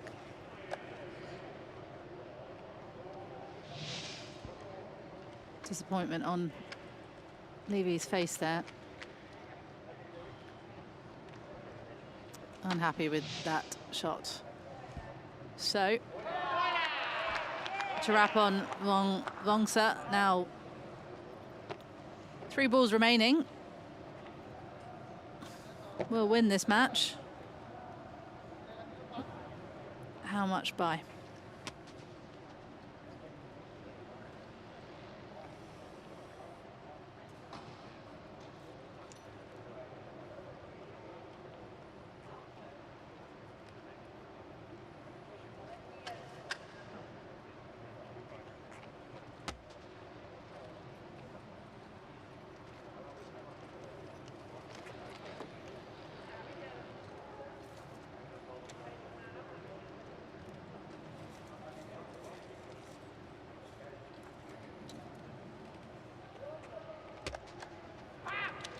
That's the final ball of this match and the final ball of the end. I think two, then to watch a wrap on Boccia, taking him to a 10-0 win here in the individuals BC2 Pool D match. Game finished. Watch a wrap on Boccia, then wins 10-0 against Lagustav Levy of Israel, the world number 9. But it is the world number 4 then who wins quite comprehensively 10-0 for Thailand. Watch a wrap on Boccia, then another win under his belt.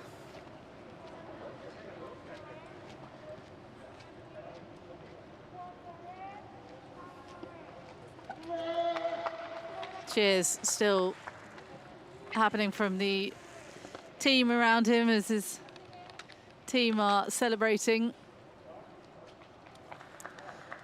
Giving himself a good chance here to book himself a place into the quarterfinals of the Boccia BC2 individuals. Claps here for Lagustav Levy as well.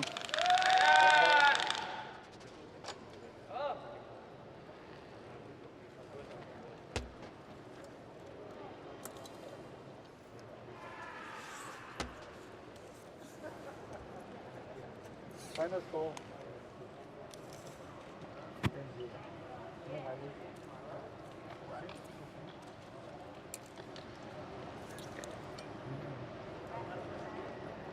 Thank you.